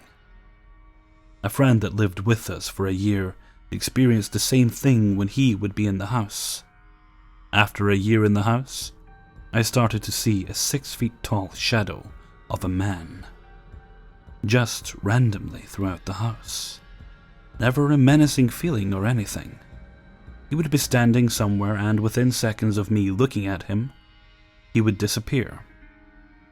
One night, when my wife and I returned home from a night out, we opened up the door to come in, and we both took a quick step back, because a few feet in front of us, there he stood. As soon as he realized we were home, he vanished. It was the first time my wife had seen him. After 5 years of living in the house, we were expecting our first child. Things had been relatively quiet for a few months, and as I was readying the nursery, I figured, better safe than sorry, and spoke out loud. I simply said, "I don't know who or what you are. As long as your intentions are not negative or violent, you are welcome to stay. But only if you follow some ground rules. You have to stop appearing to my wife. And you're not welcome to visit my child. The noises have to stop as well. You are welcome to show yourself to me when no one is around. And you are welcome to continue your playful tricks with me as well. But not them. If you can handle this, then we are good. If you cannot, I'll find a way to remove you from here. Understood?" And as I finished my last statement, there were 3 knocks on the ground below my feet. Since that time, 3 years, my wife has yet to have any additional experiences in this house. To my knowledge, neither has my son. I, however, have had an uptick in the strange and unusual, especially if I am home alone. The weirdest part is, this entity has a fetish with hiding things from me for months at a time. It started with small items like the keys to our shed, which are always in the same spot. I remember the first time they went missing. We tore the house apart and couldn't find them. A month later, I opened up the drawer we keep them in to grab a screwdriver, and lo and behold, they're sitting there. My wife did not put them there, and at the time, a 3-month-old wouldn't have been able to do that either. I have had countless experiences of being touched, or light switches going off and on randomly. I hadn't had night terrors since high school, but they've come back recently. It seems that bigger things are going missing now. A glass Pyrex dish that I washed one day has now been missing for 3 weeks. We have literally looked everywhere in the house, and anywhere the toddler might be able to reach, thinking he snagged it. But it's nowhere to be found. I expect it will show up back in its spot one of these days. Most of my visuals are in my peripherals, and when I see those, the dogs perk up and look in the direction that I would have seen them. Anyway, none of it ever feels malicious, which is fortunate, I suppose. But I'm curious if it's the same entity just following me around for whatever reason. Whether it be because I'm open to my belief in the paranormal, or because of some strange attachment to me. Or if it is someone from my life that passed. Best guess would have been my 6-feet-tall grandfather, who passed when I was 3. Either way, it seems that I am stuck with it for life, based on the track record. That's my experiences in the places I've lived. I have tons of other experiences outside of my house, but this is the long story of 28 years of house hauntings. If you made it this far, thanks for reading. 16. My parents explore abandoned towns and mines as a hobby.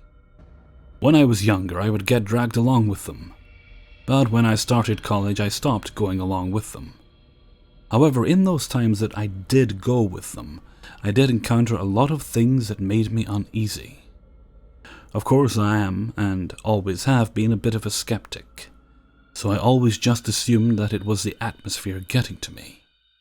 But there was one time that I legitimately can't explain what I saw.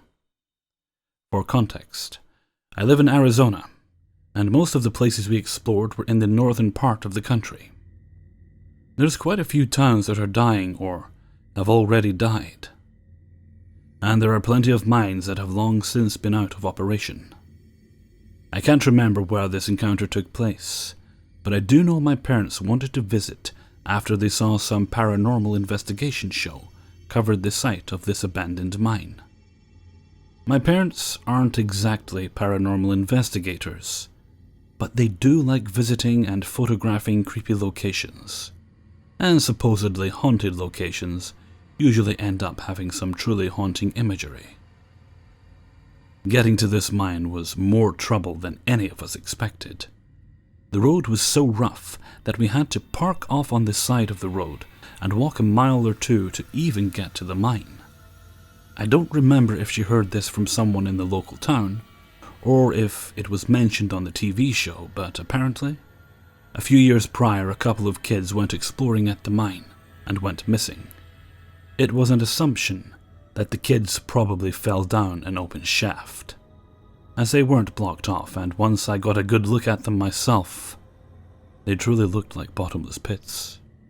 More so than any other creepy place we had visited before, I just felt so uncomfortable in this place.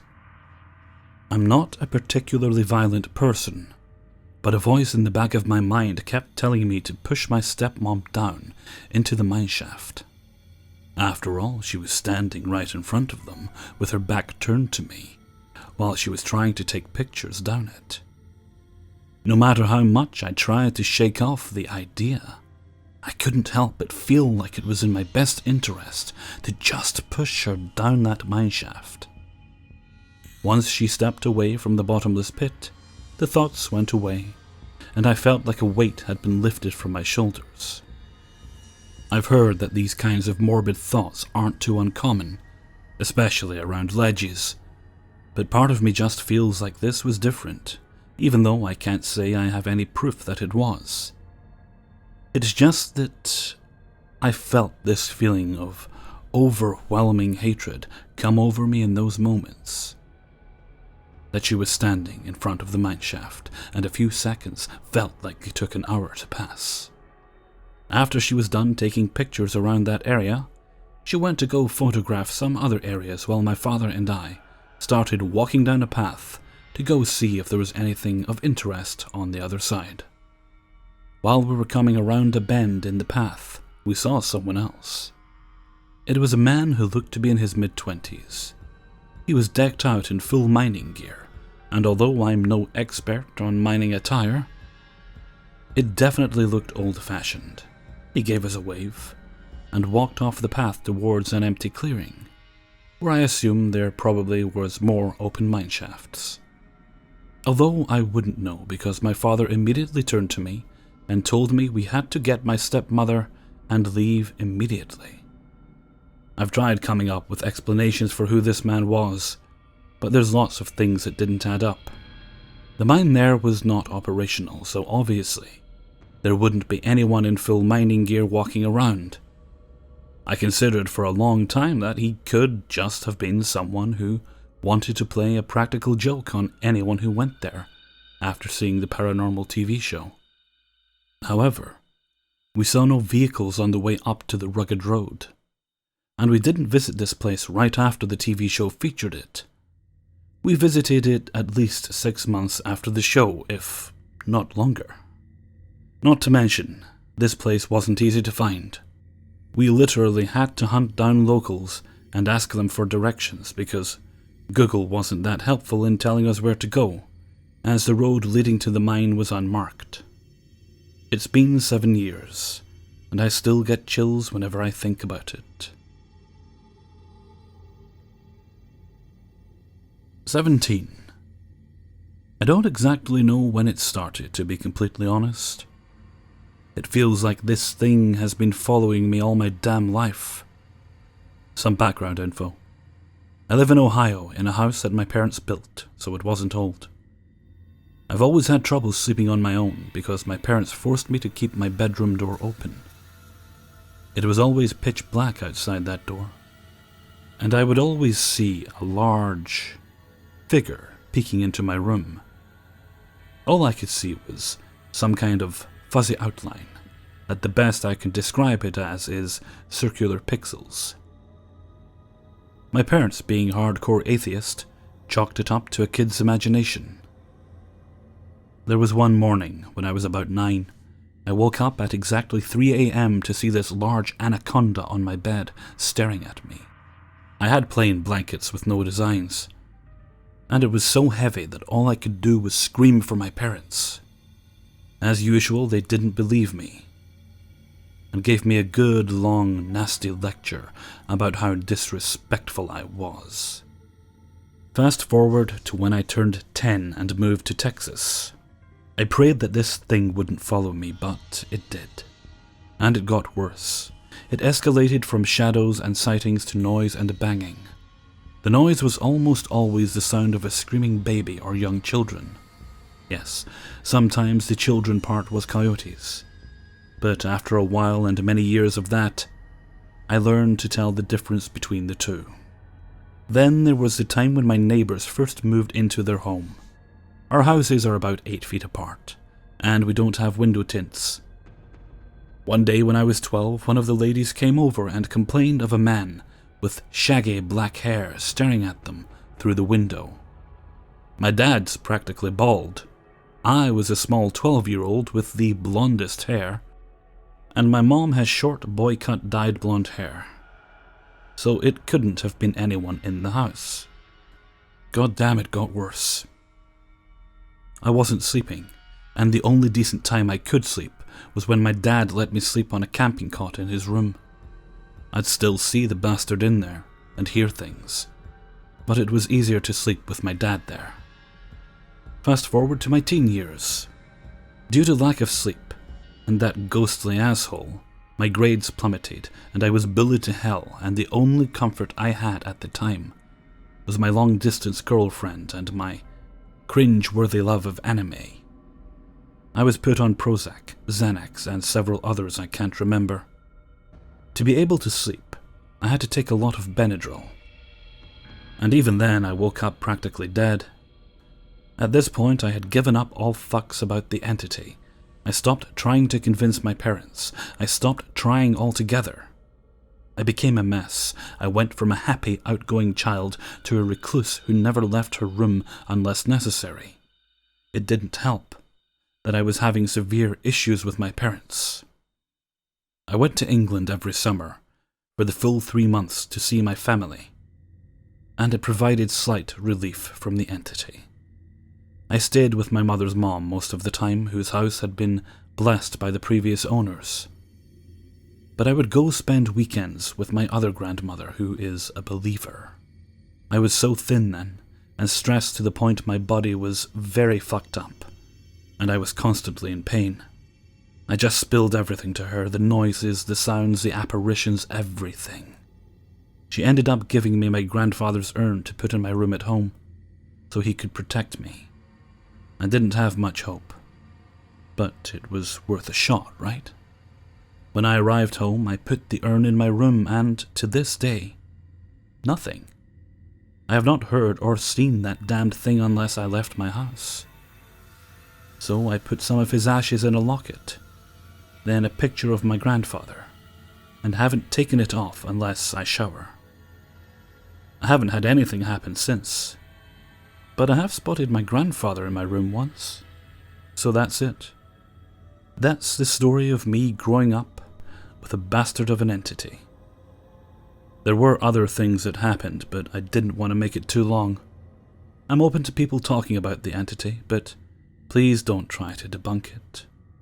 I don't know if I'm breaking a rule by saying that, but this thing tortured me for years. Please be respectful. 18.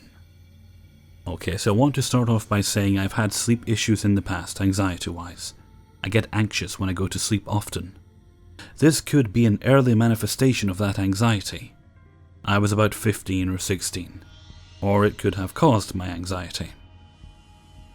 So about 4 weeks or so after I got a new, used loft bed, I had a nightly, not sleep paralysis and not a dream I could move, encounter with a woman that would appear near my bedroom door, then come over to my corner of the room and climb up the ladder of my bed. She was really pale, as if she lost all her blood, had huge black circles around her eyes, and no visible eyes. Just a black abyss, basically. Extremely long black hair, a white gown or dress of sorts. Wasn't sure if it was like a nightgown, hospital gown, or even a straitjacket that wasn't laced up or whatever. Details were rather fuzzy even back then. I was given 3 things by a native I knew. 2 were dream catchers, and 1 was a medicine bag that he said was in his family for generations. Probably embellished the age a lot, but he said it was like 300 years old or something like that. Everything stopped after I got the last of the 3 things, which I was only supposed to borrow at first, but he later said I needed it. It was the 2nd dream catcher, an amazing piece of art, basically with fur, feathers and beadwork. It is sadly falling apart now. The sides of the fur are caving in. A summer or 2 later, I moved rooms to the basement, as it was colder. No sightings there, but other creepy shit I'm not sure may be related. Eventually moved up to the ground floor, no longer sleeping with my stuff, as it had nowhere to hang in the living room. I saw the woman one more time. She sped across the ceiling, got in my face, and had more detail. Bruises all over her and bright orange eyes. Then gone. And I was able to eventually fall asleep. Nothing has really happened in some years, since that last instance. I was never asleep. I wasn't experiencing sleep paralysis. I could move, and I believe I've had that once. And there was a clear difference. I don't hallucinate or anything like that. I have absolutely zero explanation, and I have no idea what this entity, if it exists, could be. I was told one time by a friend during all this to ask her name out loud, and if a name popped in my head, that'd be her name. I did it, and I actually got a name.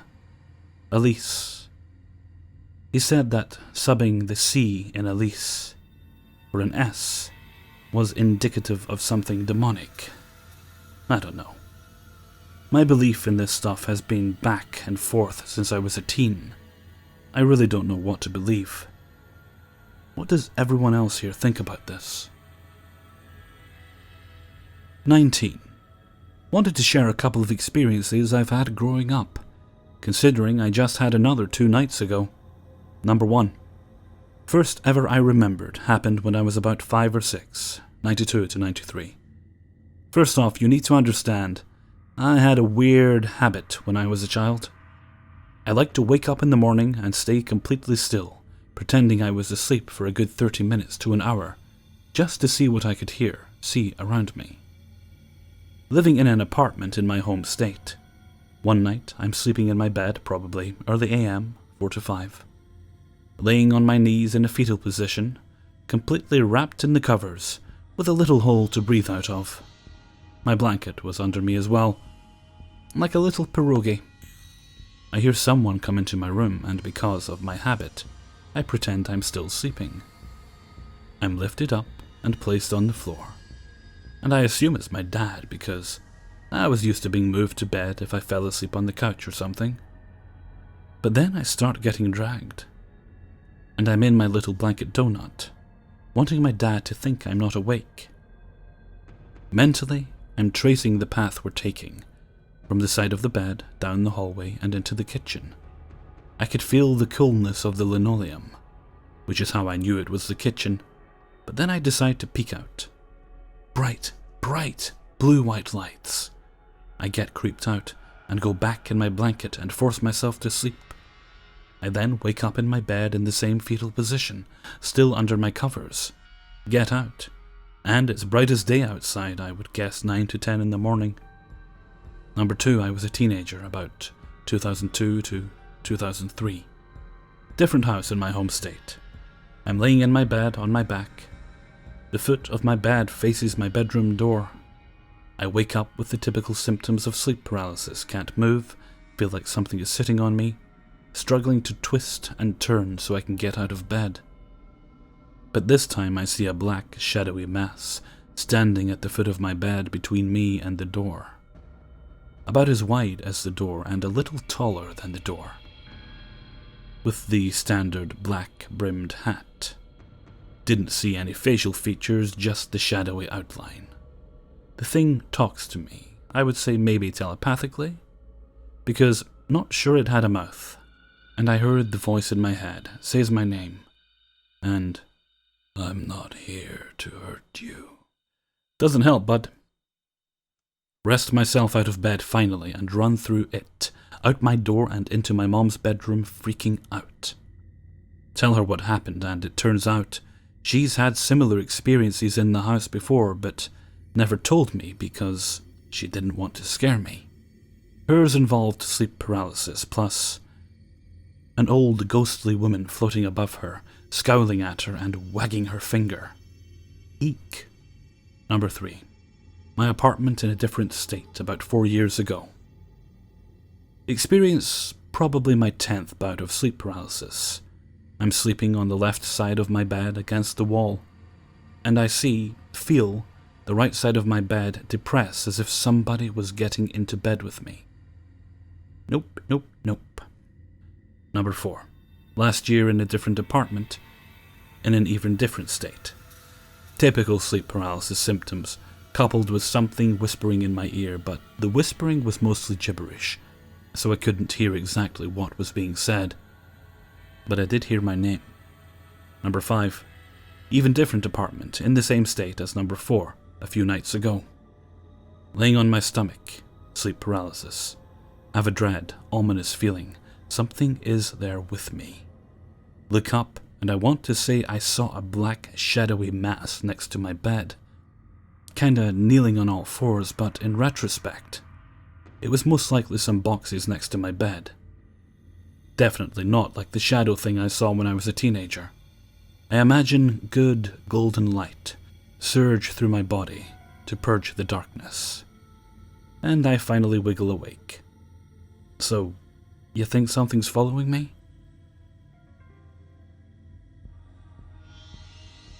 "20. When I turned 13, I started seeing a black figure. It was never super close to me, but it slowly got closer and closer. I remember it clearly. I would be in my room and it would be in the doorway, then by the closet, and so on until it was right next to my bed. The closer it got, the more secluded I became. I lost the will to do the things I enjoyed. A few months later I would hear things, like whispers saying pretty terrible things. I told my parents, Catholics, and they told me to knock it off at first. Then my little sister was born. For some reason she would scream whenever I tried to hold her. One night I was in bed reading To Kill a Mockingbird, and I heard as clear as day, "Kill her." My baby sister was the first person who came to mind. I started saying the Lord's Prayer, and the whisper got louder until it was so loud that I felt like my eardrums were pounding. I went into my parents' room and begged my dad to pray for me. He did, and they stopped for the night. But the black figure wasn't standing next to my bed anymore. It was sitting at the edge of my bed. Every single night for weeks. Then it suddenly went away. Over the years I would hear, "Kill her, do it!" And I would ask my dad to pray for me and it would go away. One night my little sister, 4 at the time, said to me, "Why is your shadow so big?" I knew it was back. And if she could see it, I just knew this would be worse than before.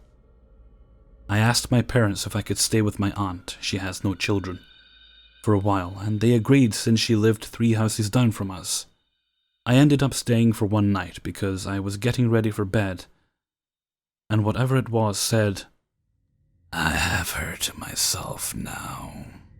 And again, my little sister was the first person that came to mind.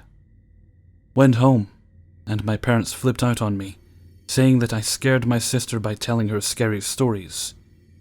I hadn't told her anything. She said, "The black man said I was his now that Risha is gone. The black man is bad. I don't want to disappear. I said, stupidly, that it couldn't have her, and that it would have to settle for me. On my 18th birthday, I was in a car accident that almost killed me. My brakes malfunctioned, and I ended up going off the road, down a hill, and hit a tree. I remember clearly seeing the figure in the seat right next to me. But it had a face this time. Sharp, pointy teeth, but that's it. I survived, obviously. But when my little sister and parents came to visit me the day before I was discharged, she said, "He almost got you." I ended up going to the father of my church, and basically begged him to bless me. As he began to pray, my skin felt like it was on fire. I was sweating and felt sick. I don't remember. I passed out for about 3 minutes when it happened, but when I came to, I heard, "I always return," and saw the black figure disappear downward, like through the floor. Got home and my little sister ran to me and said, "Your shadow is small. Thank you for making it small." And I haven't seen it full-formed since. Every now and then, out of the corner of my eye, I see a shadow duck around the corner, but it's not close to me. I have an amazing relationship with my little sister now, and she still remembers the Shadow Man. But I always stop the conversation. If it returns, I have a feeling that something terrible would happen. It's been 4 years since this happened. Writing it down has made me nauseous, but I want to know if anyone else has had an experience similar to mine. A drawn-out haunting. 21. Before I begin, I should give some background on myself and my family. Both sides of my family are magnets for the paranormal, Catholic, and superstitious Mexicans. Most of us are sensitives and empaths. I am an empath. My mother is also a curandera, healer. I have plenty of stories to tell, but this one is one of mine. I was 12 years old, 1999, staying at Grandma's house with my cousin, who is a very hard sleeper. Anyway, we decided to sleep in the living room because of the TV and try to stay up late, but fell asleep. There were 2 side-by-side windows, and next to them in the corner is the TV, and across in the other corner the couch, which I slept on with my cousin on the floor next to it. The TV was set to very low volume as not to disturb the rest of the house, so it was barely audible, and since we fell asleep, it stayed on. The barred windows stay open day and night during our dry West Texas summer, because there is no AC. The yard is fenced and has swinging gates that make noise when opened. Sometime in the middle of the night, I move to switch positions on the small couch halfway awake, and feel like someone is watching me. I decide to look around, and the first area I look to is the windows. I instantly freeze. Standing outside the window is a woman that I describe as dirty, holy potato sack. Her body and face are dirty, and her dark hair unkempt, almost matted, and dirty as well. She's staring at me as I stare at her, and I don't know quite what to think other than, "Oh my God, who are you and what do you want?" I'm silent and frozen for what seems like forever, but must have only been a few seconds when I suddenly hear from directly behind me where the kitchen is the sound of screeching cat, and the pans fall to the floor. Of course, my gaze broke, and I jumped to look behind me, and there's nothing on the floor. And they didn't have any pets, so no animal in sight. No one even woke up. I immediately turned back to the woman, but she's no longer there.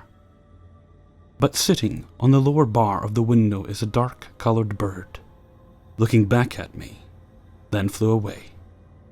This is when I decide I should try and wake my sleeping cousin without breaking my stare at the window. She wouldn't wake up. so I sat awake until I was too exhausted to hold my eyes open and too terrified to get up. The next morning, I waked my grandma making breakfast, and she makes the comment that I looked terrible. She said I looked like I never slept, and that the color of my skin was a pale yellow. I told her what happened the night before, trying to hold back tears. She asked me if I spoke to the woman or if she spoke to me, to which I responded I was too scared to, and that the woman stayed silent. She could see I was really shaken, and she was a bit shaken herself when I described the woman and the bird. She told me that this woman was a witch, and from the sound of it, not good at all.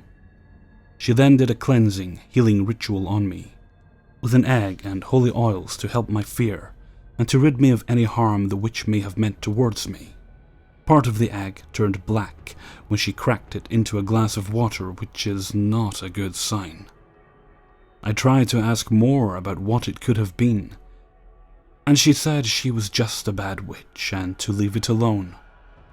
I've been told by her and my mom on other occasions that many people don't like our family and wish us harm, so brujeria, witchcraft curses, are not out of the ordinary occurrences.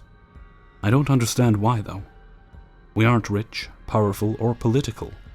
We're a humble family. I'll share more if anyone is interested.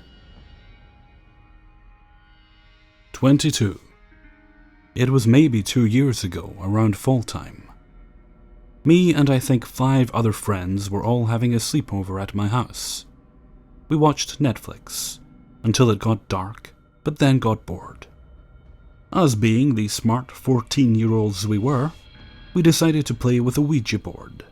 But sadly I didn't have one, so we just made it on paper, writing everything, and used a medicine cup as a planchette. We first did it in my room, and obviously we're moving ourselves. I'll even admit to moving it a few times. To get better results, we moved to my driveway, where me and my cousin Lauren were the only two with our hands on the planchette. We talked to a girl named Gina Dandy. She said she was raped and murdered in the house across the street from me. They all thought it was me. But knowing it wasn't me, I asked it to move something, actually hoping it was Lauren moving it. It said yes, that it would move something, but nothing moved. We moved on, showing her a pic of Channing Tatum, saying he was hot, etc. Then I decided to ask it one more time to move something. Now my driveway is steeped upwards, at least 65 degrees, so it is quite steep with a dirt spot, with boulders stuck in the dirt. About a second after we asked it to move something, a boulder flew down from about halfway up the driveway, hitting the side of the house and bouncing back. It was about the size of 2 times a basketball, and was even shaped quite round. We all ran inside screaming, some even crying. Then once we had barricaded ourselves in my room, it hit me. I said, "We have to go back out there. Right now." They all looked at me in confusion. Me and Lauren didn't even say goodbye to the spirit. We just took our hands off. We were fucked. We let the spirit out. We ran outside, said goodbye, and left. All my dad said was the dirt underneath had collapsed at the right time due to a rain in earlier days. 2 years later, he admitted he was terrified too, but had to try to keep us calm. And to this day, my Netflix changes when I'm falling asleep, and little things go missing. What a bad idea. 23. First of all, let me set the stage. I'm very skeptic to the idea of ghosts being real, and there being an afterlife. I'm also not religious, and put full trust in science, being the only way to truly explain our world. This story is not a dream. I can say this for certain because it happened in the middle of a long period of time where I was completely unable to recall any of my dreams. The story happened about 3 years ago, a day when my morning classes had been cancelled. That gave me 2 hours alone in the house until I had to catch the bus and leave for school. But I wasn't ready when it arrived, so I rushed to the hallway even though I knew I wouldn't make it. When I kneeled down to tie my shoes, a little boy's voice teased me with the sentence, "You're not gonna make it." I could hear he said it with a smile, or at least in a tease, as it sounded very clear, like someone was standing right next to me. I didn't think much of it, probably because I was in a rush, and actually just responded, "I know that." A few seconds later, the bus was gone, and so was my hope of catching it. It then got to me, as I was still kneeling, that I was supposed to be home alone. I wasn't scared, but just very confused. Nothing like that had ever happened to me. Without any doubt in my mind, the voice came from outside my head. I could hear the slight echo and even position the source from the sound. It was the voice of a young boy, and I was alone in the hallway. I went around the house trying to find who was in there, but found none. When I went back towards the hallway, I heard a woman, not sure of age, but definitely a mature voice, in the living room hissing the words, "What are you doing?" I immediately called out by saying, "Hello?" but no one replied. That is the only true experience I've had, but boy have I had problems explaining it. I recently went around the house, asking them to please give me a second chance to witness their presence, but sadly got nothing at all. I have the feeling that, whatever it wasn't trying to do any harm to me. I'm really skeptic to ghosts and demons. I would rather think it might have been something to do with timelines crossing for a brief moment, or something like that. Also, I wonder if one can experience schizophrenia for a few minutes due to stress or similar. I don't have a real scientific answer, so I would be open to try alternative methods to contact whatever contacted me back then. Does anyone have any non-religious recommendations? Thanks in advance, and sorry for the long story. 24. When I was 7, my parents bought their first house. Up until then, we rented. We were all pretty excited. It was your average 2-story American house in the most normal neighborhood, 2 blocks away from my elementary school. My dad bought me a dog, a little Welsh Terrier. About 4 months after we moved in, weird things started to happen. My mom refused to believe the odd things couldn't be explained. It started with weird noises in our basement. We'd be sitting in our living room and hearing a clanking in our basement. The second you walked down the stairs, it would stop. You'd go back up, and it would start again. My mom said, "Must be the plumbing." One night I was lying in bed. My parents had gone to sleep. All of a sudden there was a screeching noise in the kitchen downstairs. I started shaking and pulled the covers up over me. Then the scratching came at my door. I yelled for my mom as loud as I could, and she yelled back down the hall, "I heard it too, it's just the dog." What she didn't know was that my dog was asleep next to me in my bed. Amid my shaking, I must have fallen asleep. The next morning, there were obvious scratch marks, like my dog had in fact scratched up my door. The next big thing that happened was when I was 9. I had the day off from school, and my mom was at work. My dad was home with me. He had to run down the street to our neighbors to get something, and left me at home alone for maybe half an hour. I was reading a book upstairs in my room with my dog hanging out in my room as well. Next to my room was the guest room. All of a sudden my dog stood up and started barking at the wall separating my room from the guest room. Then the bed frame started knocking against the wall. I thought the window must be open, and pushing something against the wall. I walked to the guest room with my dog following, and opened the door to the guest room. The window was closed and the bed frame wasn't even touching the wall. I freaked out and ran down the street to my neighbors. Plenty of other things happened at my house too, and my mom and I moved out when I was 13 after my parents divorced. I don't miss that house, but sometimes it freaks me out to think about it all. 25. My husband and I just bought a house this past August. It's our first, and we love it.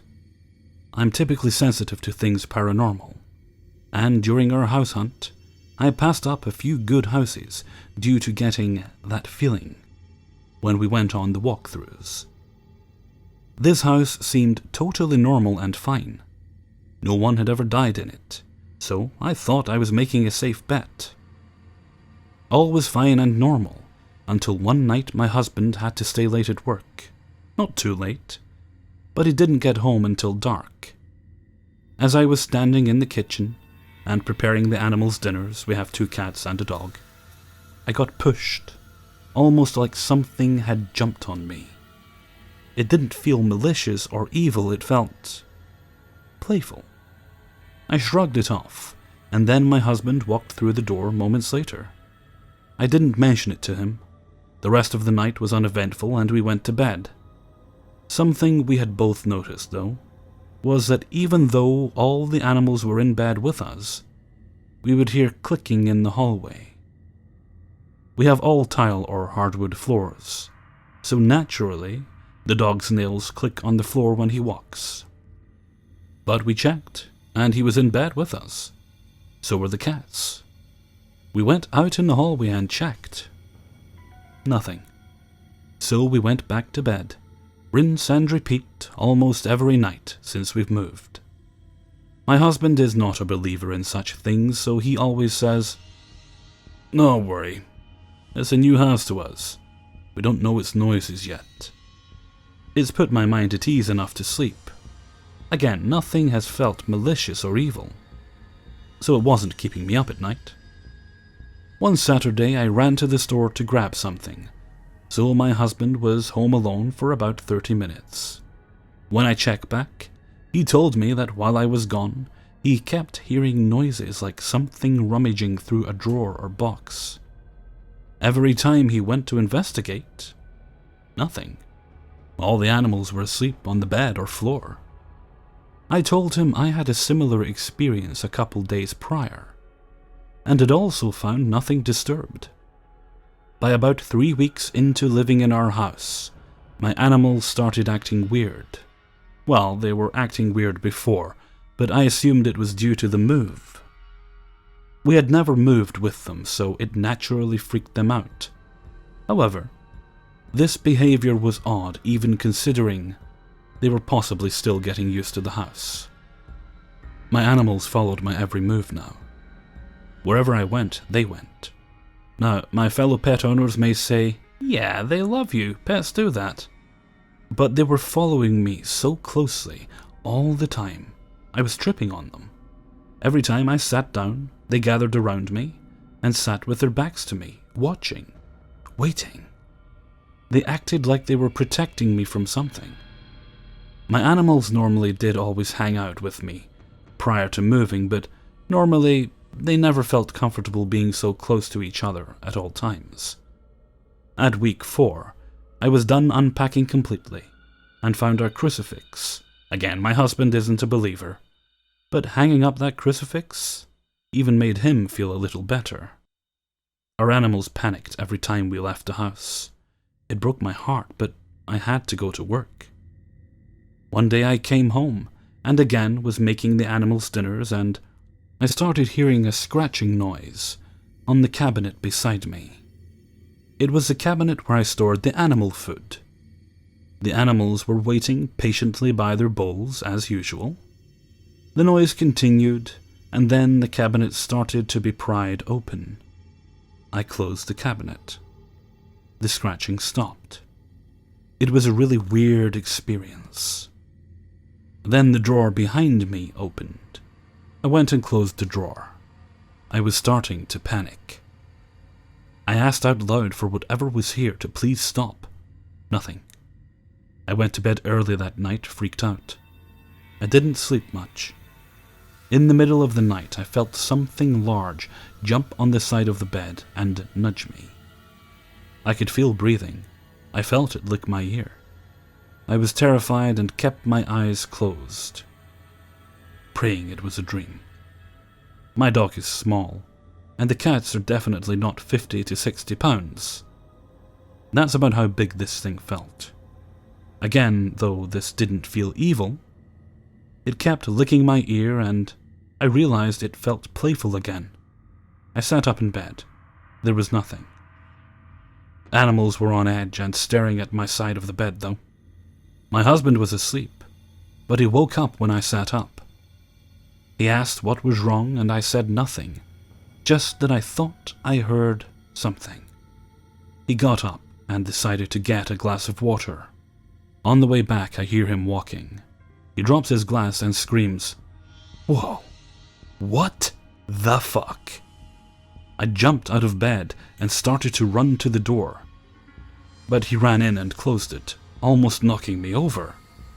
What's wrong?" I asked, almost yelling. He told me he had just seen a dog about 50 pounds standing in the hallway, and then it started running at him, then just disappeared. My husband is already very pale, but at this moment, I swear he was glowing in the dark. He was really freaked out. I decided to tell him all the things I had been experiencing, and it all was coming together. The sounds, the jumping, the increased activity right before animal mealtime. We had a dog ghost. I tried to console him and remind him it wasn't evil. He said it was impossible for there to be ghosts at all. But a dog ghost was too crazy. He settled on, "My mind was playing tricks on me, and I'm very tired." So we finally went back out the hallway and cleaned up the glass, then went back to bed. The next night, all the animals are in bed with us again, and we hear a growl. Our dog was right next to us, and we know his growls. This was not him. All the animals ran out to the hallway. The dog was barking, the cats were hissing and yowling. The sounds of a scuffle ensued, and it definitely sounded like there was a larger fourth participant. I got up and went out to the hallway to break it up. They were all fixated on the same spot in the hallway, and once I calmed them down and brought them back to bed, the unfamiliar noises ended for the night. Even if my husband didn't believe, I was sure we had a dog ghost, silly as it may sound. The next day I saw my neighbor outside and decided to ask about the previous owners and if they had a dog. She said they did, but it got out a lot and was aggressive toward the neighborhood pets. It apparently bit and killed the dog across the street, an elderly dog, a poodle. They filed a complaint, and the dog was forced to be euthanized. Shortly after that, they decided to move. Having some answers, I told my husband about it. He brushed it off. At least, I knew now, and I wasn't really scared anymore. We continued hearing some clicking noises, and the dog continued jumping on me while I fed my animals as if to say, "Don't forget me next." I finally decided to ask the neighbor what the dog's name was. She told me. So I have started saying his name. It seemed to calm him down. Last night, though, we had another incident, but this time someone got hurt. We heard the growling again. It definitely wasn't our dog, but it didn't sound too aggressive. It sounded like a play growl, like the sound dogs make when they're playing with a toy. My dog jumps off the bed, cats following, and they run to the living room. Another scuffle. I get up to break it up again, and then a yelp from my dog. I run to the living room.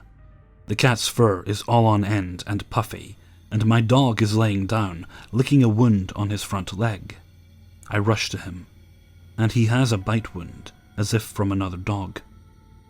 It was certainly not a cat bite, or scratch. I clean him off and bandage him up. My husband is thoroughly freaked out and wants to call the police. But nothing is here, no one but us. It would be stupid, I told him. We searched the house and backyard, nothing. All doors and windows were locked too. Even the door that leads to the garage was locked. We all go back to bed, and none of us really sleep. I've had experiences with human ghosts, but I've never been haunted by a dog. I don't know what to do. I now fear for my animal's safety when I leave. I hated going to work this morning. I almost called in, but it would have felt silly. I couldn't believe physical harm was done. I have since packed up all toys and put them away until further notice. I felt bad, but I think the toys started the fight. With Halloween approaching, I'm just scared something will happen to one of my pets. I don't know how I'll sleep tonight, or if any of my pets will either. 26.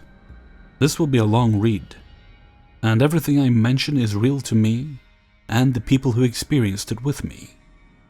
I will say, however, I used to smoke a lot of cannabis in the past, which was what made me doubt if this was paranormal to begin with, or if I was having a psychotic episode. However, I lived with a policeman who was also one of my best friends, and never took drugs. I'm a British French guy, who, until this happened, I actually classed myself as anti-theist, as I hated and still do religion. My dad was atheist, and my mum was Catholic, and I was brought up with a Christian way of life. However, I always rejected anything to do with it. I first met this girl who was Mauritian and working for an airline when I was living in London, UK, and met her on Plenty of Fish, I think, but it could have been any dating app. We chatted for a couple of weeks and then decided to meet up when she came for her next flight to London. We connected straight away and eventually started a relationship. About 6 months to a year of being with her, I started noticing little things about her, such as sometimes she was very weak and couldn't even get out of bed, as well as cut marks on her body. I eventually wanted to know what was up with her, so pushed for her to tell me, and it turned out that she had the blessing of the Hindu deity god Kali put on her when she was younger. Not only that, but she also told me that a curse was put on her family, whereby no female members of her family would be happy in their relationships. She lived with her sister and mother. I, at the time, was very skeptical, and although I didn't think she was lying about it, I did doubt what she was saying, and thought maybe that these marks on her body were from self-mutilation to some extent. I stayed with her for another 2 years, and although I would notice these marks on her body, and her telling me she felt weak, I didn't pay much attention to it, as I was pretty crazy about her. After about 2.5 years of being with her, I decided to go to Mauritius, and I had planned to propose to her there. This is when I started to realize that she was telling the truth, and it wasn't herself causing these marks on her body. In the run-up to me actually going to Mauritius, I had bought a ring, and was living with my friend in a flat in West London. This is when me and my friend started to experience things firsthand. It started with small things like me putting an object down somewhere and then noticing it had moved when I went to look for it. I actually emailed myself over the months when these things took place and have the mails open, which I will now condense into points below as to what this thing that was living with us did. By the way, my flatmate was called Lee. Lee's door opening on its own. Modem turning itself off twice. Cupboard door opening itself. Lee's flip-flops being moved. Dr. Pepper bottle being moved. Coat stand moving on its own when I walked past it. Lee noticed it move, not me. Lee's shoes being moved, bog roll being moved, Lee's phone call to me. Lee called me, but I only noticed after, and apparently he didn't call me. Plug switch next to modem turning itself off. Lee's laptop moved from being plugged in to being moved into his cupboard hidden under a sheet. Moved my weed and I can't find it. Later my mother found it in one of my plant pots when I had moved out. Turned a tap on in the bathroom. Knocking in the flat. 2 sets of 3 knocks. Flipped my laptop over. Came home from work to find my laptop upside down. Turned off modem wall by the socket. Hidden tobacco pouch. Later found in the freezer. Cut back of my neck. Found tobacco in the freezer. Turned off my laptop. And the switch on the wall to the modem at the same time. Lee's hanger spinning on its own in his cupboard. Turned off modem by the modem switch. Turned on living room light in the morning. Turned on Lee's radiator. Hidden my laptop mouse, which I later found weeks later shoved down my trainer. Moved a bottle of whiskey next to my bed whilst I was in the room. Flicked a picture of Hanuman, found a mouse. In Nike trainer in living room. It had been shoved into the tip. These are all the things that happened that I can remember thanks to me emailing myself, but there were more during the period of 5/01/2012 to 25/02/2012, when my last email to myself was. The most shocking to me in the above was that this thing cut my neck, and I can and probably will always remember that sensation. To give a bit more context, I woke up in the night to a burning sensation at the back of my neck, then fell back asleep. The following day at work, I was in front of my computer and happened to touch the back of my neck without really thinking, and felt a cut, scar. I went to the toilet and took a photo of the back of my neck, as I remembered what had happened during the night, and could see I had a cut there. That freaked me out quite a bit, and that was the first and only time this thing had actually touched me. I told my girlfriend about these things, and she conducted some rituals in Mauritius that involved pigs being killed in order to lift the curse, but that didn't seem to do much. I kept questioning her about what she was doing to help me, but she was very vague, as I think she didn't want to freak me out. I also had gone on a date with a girl some years before who was a spiritual healer, and we had kept in touch, and she helped me out by doing remote readings and attempted to shift whatever was in my flat. I also burnt white sage in my flat and put salt around the flat, as was told that would help. I also started to pray to a Hindu deity called Hanuman and built a shrine for him. This was the only time in my life where I have actually prayed to a god, deity, and actually felt their presence. After a while, things started to quieten down, but my girlfriend broke up with me, stating that God didn't want us to be together, and I never even went to Mauritius. I still had the engagement ring, however, and I believe that it is cursed, as I proposed to another girl with the same ring, and strange things started happening again. However, nothing to the extent of how things were before. If anyone has experienced anything similar, I would love to hear about it, as, like I said, I was a non-believer before, but I'm actually grateful this happened to me, as I now feel as if I know what the world is really about. 27. I lived in the UK at the time with my 2 younger sisters and my mom and dad.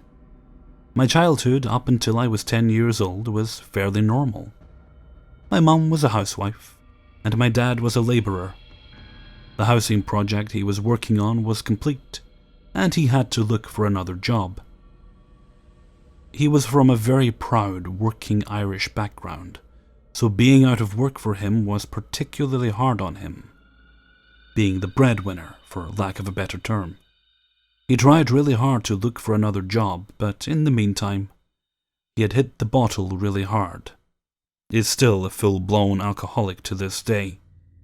This, as you can imagine, caused untold stress, especially financially for our family, as my mum had 3 young children to feed. Eventually, because we were in such dire straits, we had to move into a council estate. I think they call it social housing now.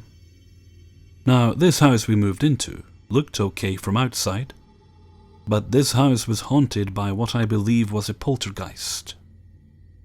My first paranormal experiences started occurring maybe around a week after we moved in. At the time, I was maybe only 11 years old.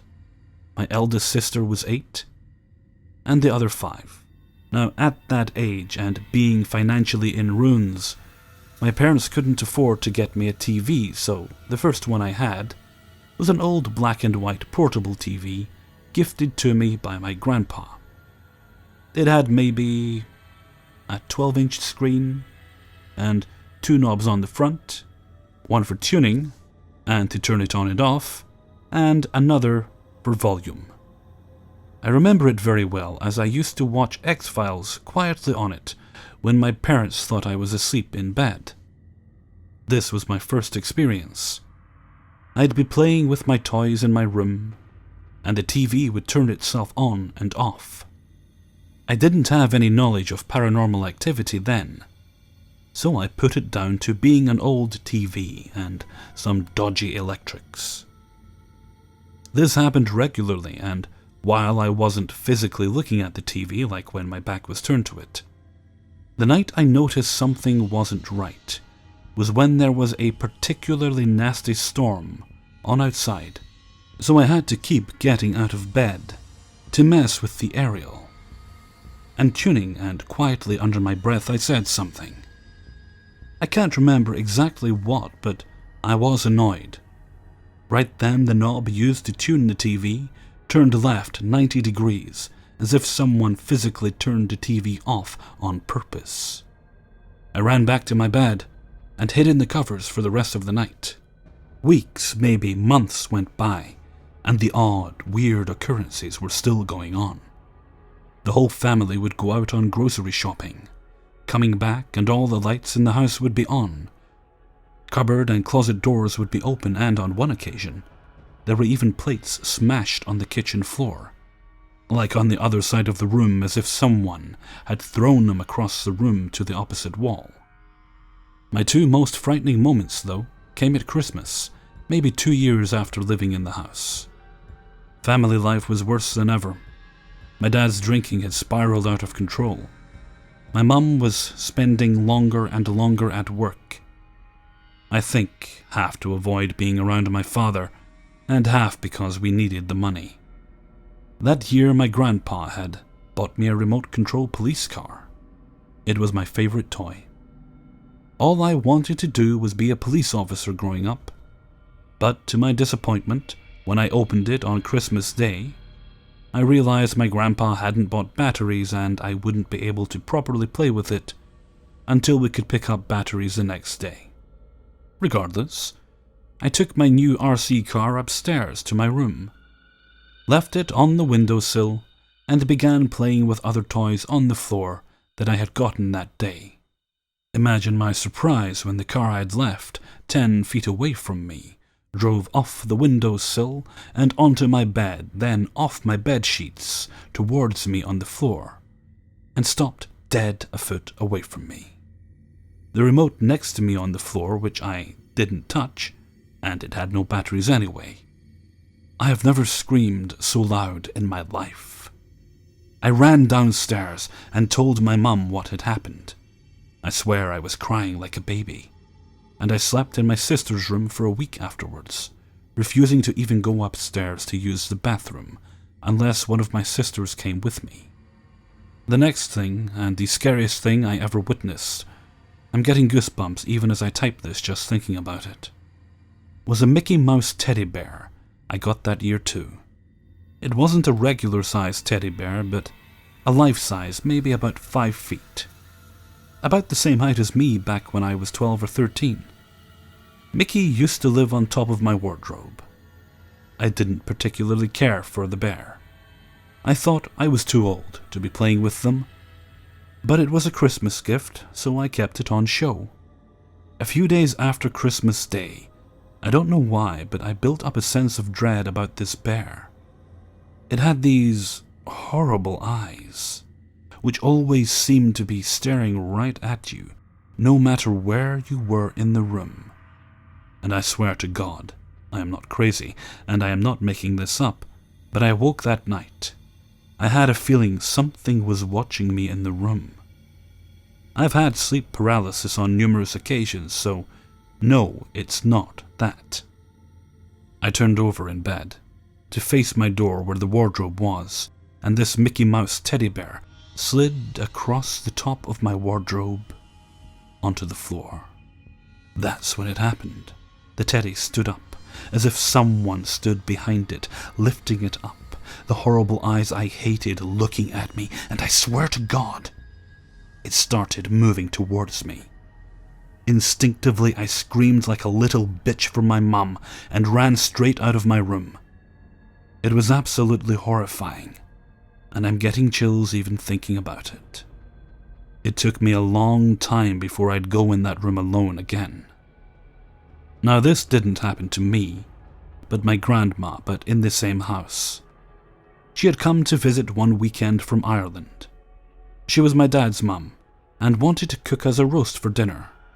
She told my mum, who then told me several years later, that as she was getting a chicken out of the oven, she turned around and saw a girl stood in the room with her, a girl of about 14 years old, smiling at her. But get this, she was horribly burnt, Freddy Krueger-esque. My grandma stood there in shock, somehow not managing to drop the roasting tin, but after about 10 seconds she apparently watched this girl fade away, like dematerialize or something. It gets even weirder now though. At the time, my best friend lived in the house before me with his family. We'd been hanging out for a while, but I'd never built the courage to ask him or his mum if they experienced anything in the house while they occupied it. One day I plucked up the courage and told them exactly what had been happening and the things I'd seen. His mother then proceeded to tell me that the house, years before, had apparently been in a terrible fire where 2 people were killed.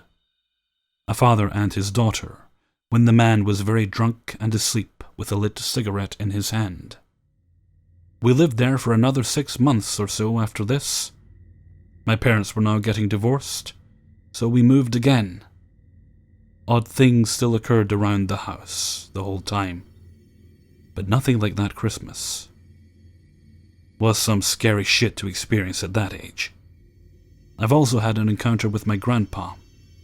I saw him several days after he passed, stood at the end of my bed, smiling at me. What makes this weird is I told my grandma about it several years after it happened, and she too claimed she saw the exact same thing. The office I work at, I live now in Toronto, is a pretty old building, but I've also thought I've seen a girl out of the corner of my eye, in a white dress, walk right by my door, when I've been the only person here. But this one I'm a bit more skeptical about, due to the lighting coming through the windows from cars as I work on a busy intersection. Anyway, thanks for reading. 28. It was in the autumn-winter of 2014, and my twin, Maria, and I went to my friend Chantel's house for a Halloween party, and we got inspired, so to say, to do a Ouija board, as we were complete idiots looking for cheap thrills and were curious to if it would actually work.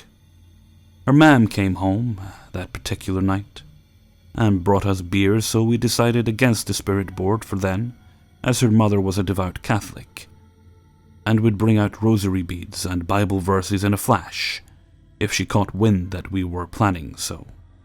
Not wanting to face a lecture, we decided on another date. What also led to this decision being made was that we got slightly inebriated and we were scared. That lowered inhibitions would make us more susceptible to possessions, if they were even a thing. We'd read warning guides online, and although skeptical, we wanted to do this the right way. Besides, a drunken story isn't necessarily one taken seriously, especially with the paranormal. When we eventually got around to meeting up when my friend's parents weren't home, it was quickly approaching Christmas, and due to certain circumstances, my friend's family would be moving out of this house. So to us it was a no-brainer that we do the Ouija story in this house, as there would be no one we knew of occupying it afterwards. If we did bring on a haunting of sorts. I know, pretty careless thinking, considering we didn't know how the future residents would feel. So as there were plenty of spare cardboard boxes laying around, aforementioned move, we tore up one to make a DIY spirit board. After carefully reading the rules of the ritual, we decided on who was going to take part. I obviously was excited to see how this would go, and so was my twin. My friend Chantal and her brother David didn't want to miss out on the fun, neither did their little brother Stephen.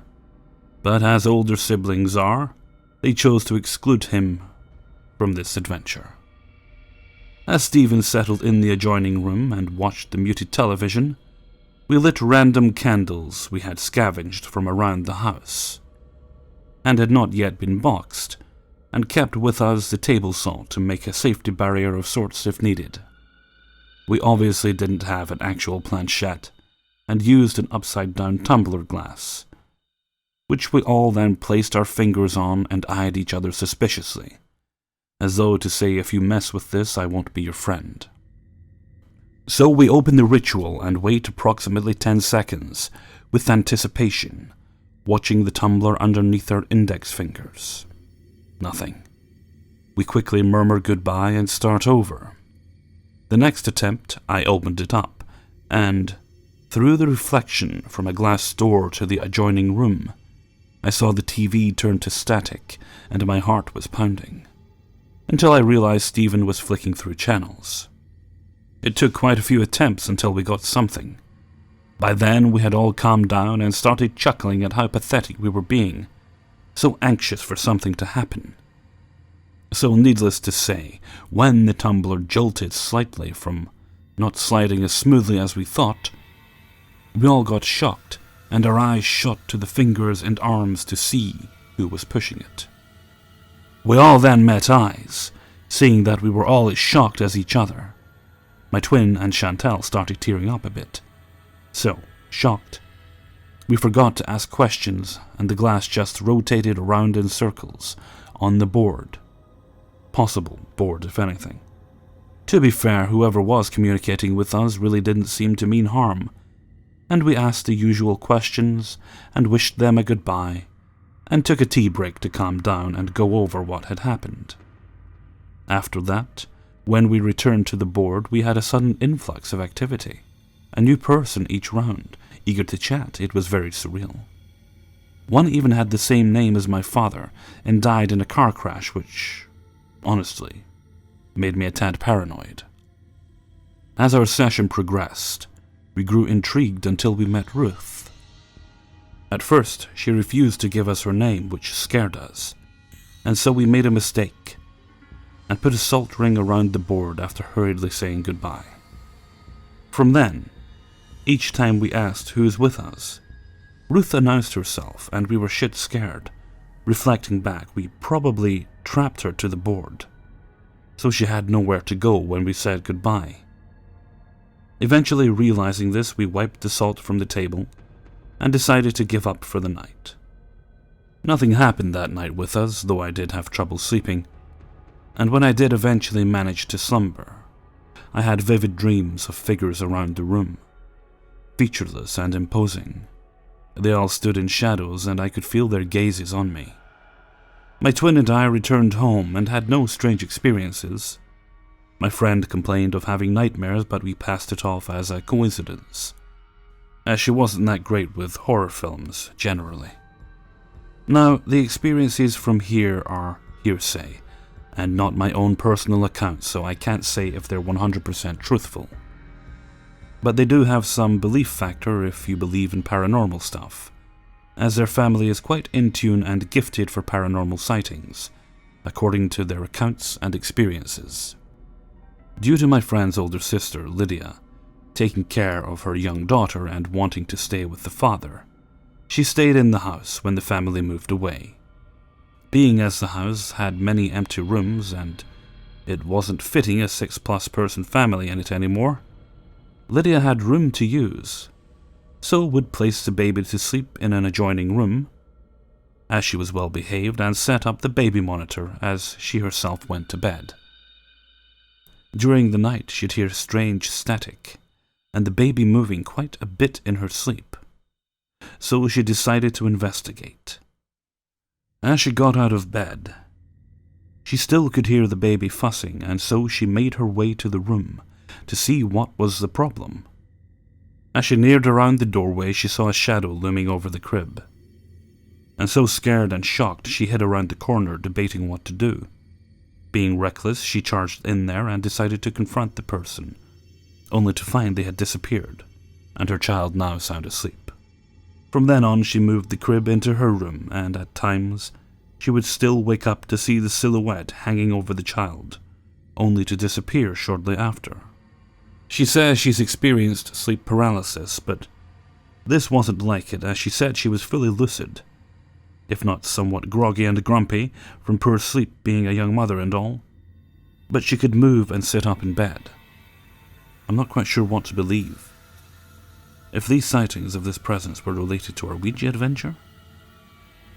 But if so, sorry, Lydia, and I'm glad I never stayed at that house ever since. 29. So the other day at band practice, this one particular fan fell over a few times, and would frequently rock back and forth but not fall. No other fan in the room did that. It was as if this entity knocked down the only fan pointing towards us, so we could feel the heat of hell. But it didn't really work out, I guess. That's not the only weird thing that happened. One of the amps would, out of nowhere, play this repeating static drum beat. It happened every now and then the rest of the night. Eventually it started coming from a different amp. Even weirder is the person using the amp it started with. We found there was a dent in the front of his guitar, but it wasn't there before, and no one damaged the instrument. It gets weirder though. Really weird. When we were about to record, we had all the mics hooked up correctly and everything, but the digital audio workstation wasn't recording with the mics we had, even though the DAW recognized the interface was connected. We don't know what was recording, but we tapped all the mics, reconnected them, restarted everything, and the mics were still silent. Whatever this is, ghost or demon or something else, I think we summoned it. Our music contains satanic themes. One of the members is a Satanist, and another member practices chaos magic. The only member that hasn't had anything happen to him that night was the Christian. I know it may sound weird for a Christian to be in a band like this, but bear with me. I don't know what is affecting us. That night we were getting frustrated with each other, easily, and had to cut the session short so any fights wouldn't break out. I don't know what to do, guys. Are we stuck with this thing? 30. A few years ago, my family and I stayed at the Moore Hotel in Seattle. We had a room on the 4th floor. The hotel had a spooky vibe because of its long, dark halls and high ceilings. But being a skeptic, I did not think it was connected to anything paranormal. TripAdvisor and Travelocity reviews that I looked at before booking said nothing about it being haunted. After checking into the room and flopping on the bed in the late afternoon, while browsing on my phone, I observed many small round lights moving around the walls and ceiling for around half an hour, but wasn't too excited as I thought they were reflections of car headlights from the street below. It wasn't until the morning, as I was closing the front door to check out of the room, that several family members and I heard the closet door slam shut, as if someone slammed it in anger, which scared us. We quickly noped it out of there and down to the lobby. Now, I knew that the closet was empty because I went through it before we checked out to ensure that nothing was left behind. In addition, the door had trouble staying shut and would not close all the way.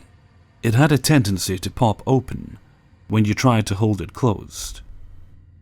So, in order for the door to slam shut, a significant amount of force would have to be applied. It should also be mentioned that the hotel did not have air conditioning or forced air heating, as heat came from radiators. Also, all windows were closed. It was at that point that it dawned on us that the hotel might be haunted. We asked the front desk clerk, who confirmed that paranormal activity had been reported on the 4th floor.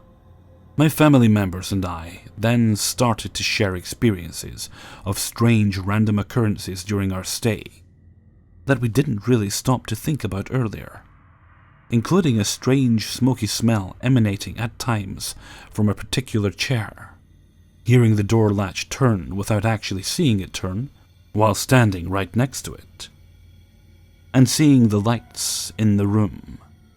My daughter also reported hearing a deep voice laugh in the dark and a voice saying something unintelligible. It wasn't until after our stay that I googled Moor Hotel and haunting that I found out the lights I saw were called orbs. Prior to this experience, I had never heard of an orb and did not know what they were. It also occurred to me that the room curtains had been drawn, so the lights dancing around the room could not have been headlights from the street below. Later, while googling, I found a photo on the web of orbs at the Moor Hotel that looked exactly like what I saw with my own eyes. I was shaken up for weeks. The experience unnerved me, not because it was terrifying in any way, but because it contradicted what I believed in, and I could not come up with any logical explanations for it. As an academic researcher, I was trained to ask the right questions, make detailed observations, and use established theory to try and explain what I see around me. Well, that method failed to provide any logical hypotheses, and that really upset my worldview. Has anyone else experienced anything weird at the moor? Hey everyone, Hellfreezer here, and thank you very much for listening to my 30 True Paranormal Stories Halloween Spooktacular. God, that was a long title. Massive, massive thanks to every single person who allowed me to use a story in this video. It wasn't easy to put together. It was a little frustrating recording at times, but worth it in the end. I'd also like to say thank you and apologies to the individuals who sent me Halloween-related stories in that weren't actually paranormal in nature. I've actually recorded your stories, and I will be using them in a video sometime next week. They weren't actually, no ghosts or anything in them, so it wouldn't really fit with this video. I was going to include them as bonuses, but I thought they deserved to be in a video on their own. I really wasn't planning on making another video this long until November, and I still am going to do that. I'll have the next installment of the 30 True Scary Stories series. That'll be out at the end of November. But this video just kind of snowballed. It started off, it was okay, I'm going to do something for Halloween. Maybe I'll just do a double-length video. I should be able to fit that in, no problem. So it was 10 stories. Then I started getting loads of responses back, and I thought, well, I guess I could save some of these for other videos, or maybe I'll just do 20 stories. So then it was 20, then 20 became 30, and then I had to just put a stopper in it at that. I thought, okay, 30 is definitely enough, because I have, I've still got the regular videos to make. I've still got my videos to make for Saturday, Sunday, and Monday, which I'll start recording those tomorrow. And that's where we ended up, so I really hope you guys enjoyed it. And I think I'm going to head off now because I'm a little tired. So until next time, thank you very much for listening, and take very good care of yourselves.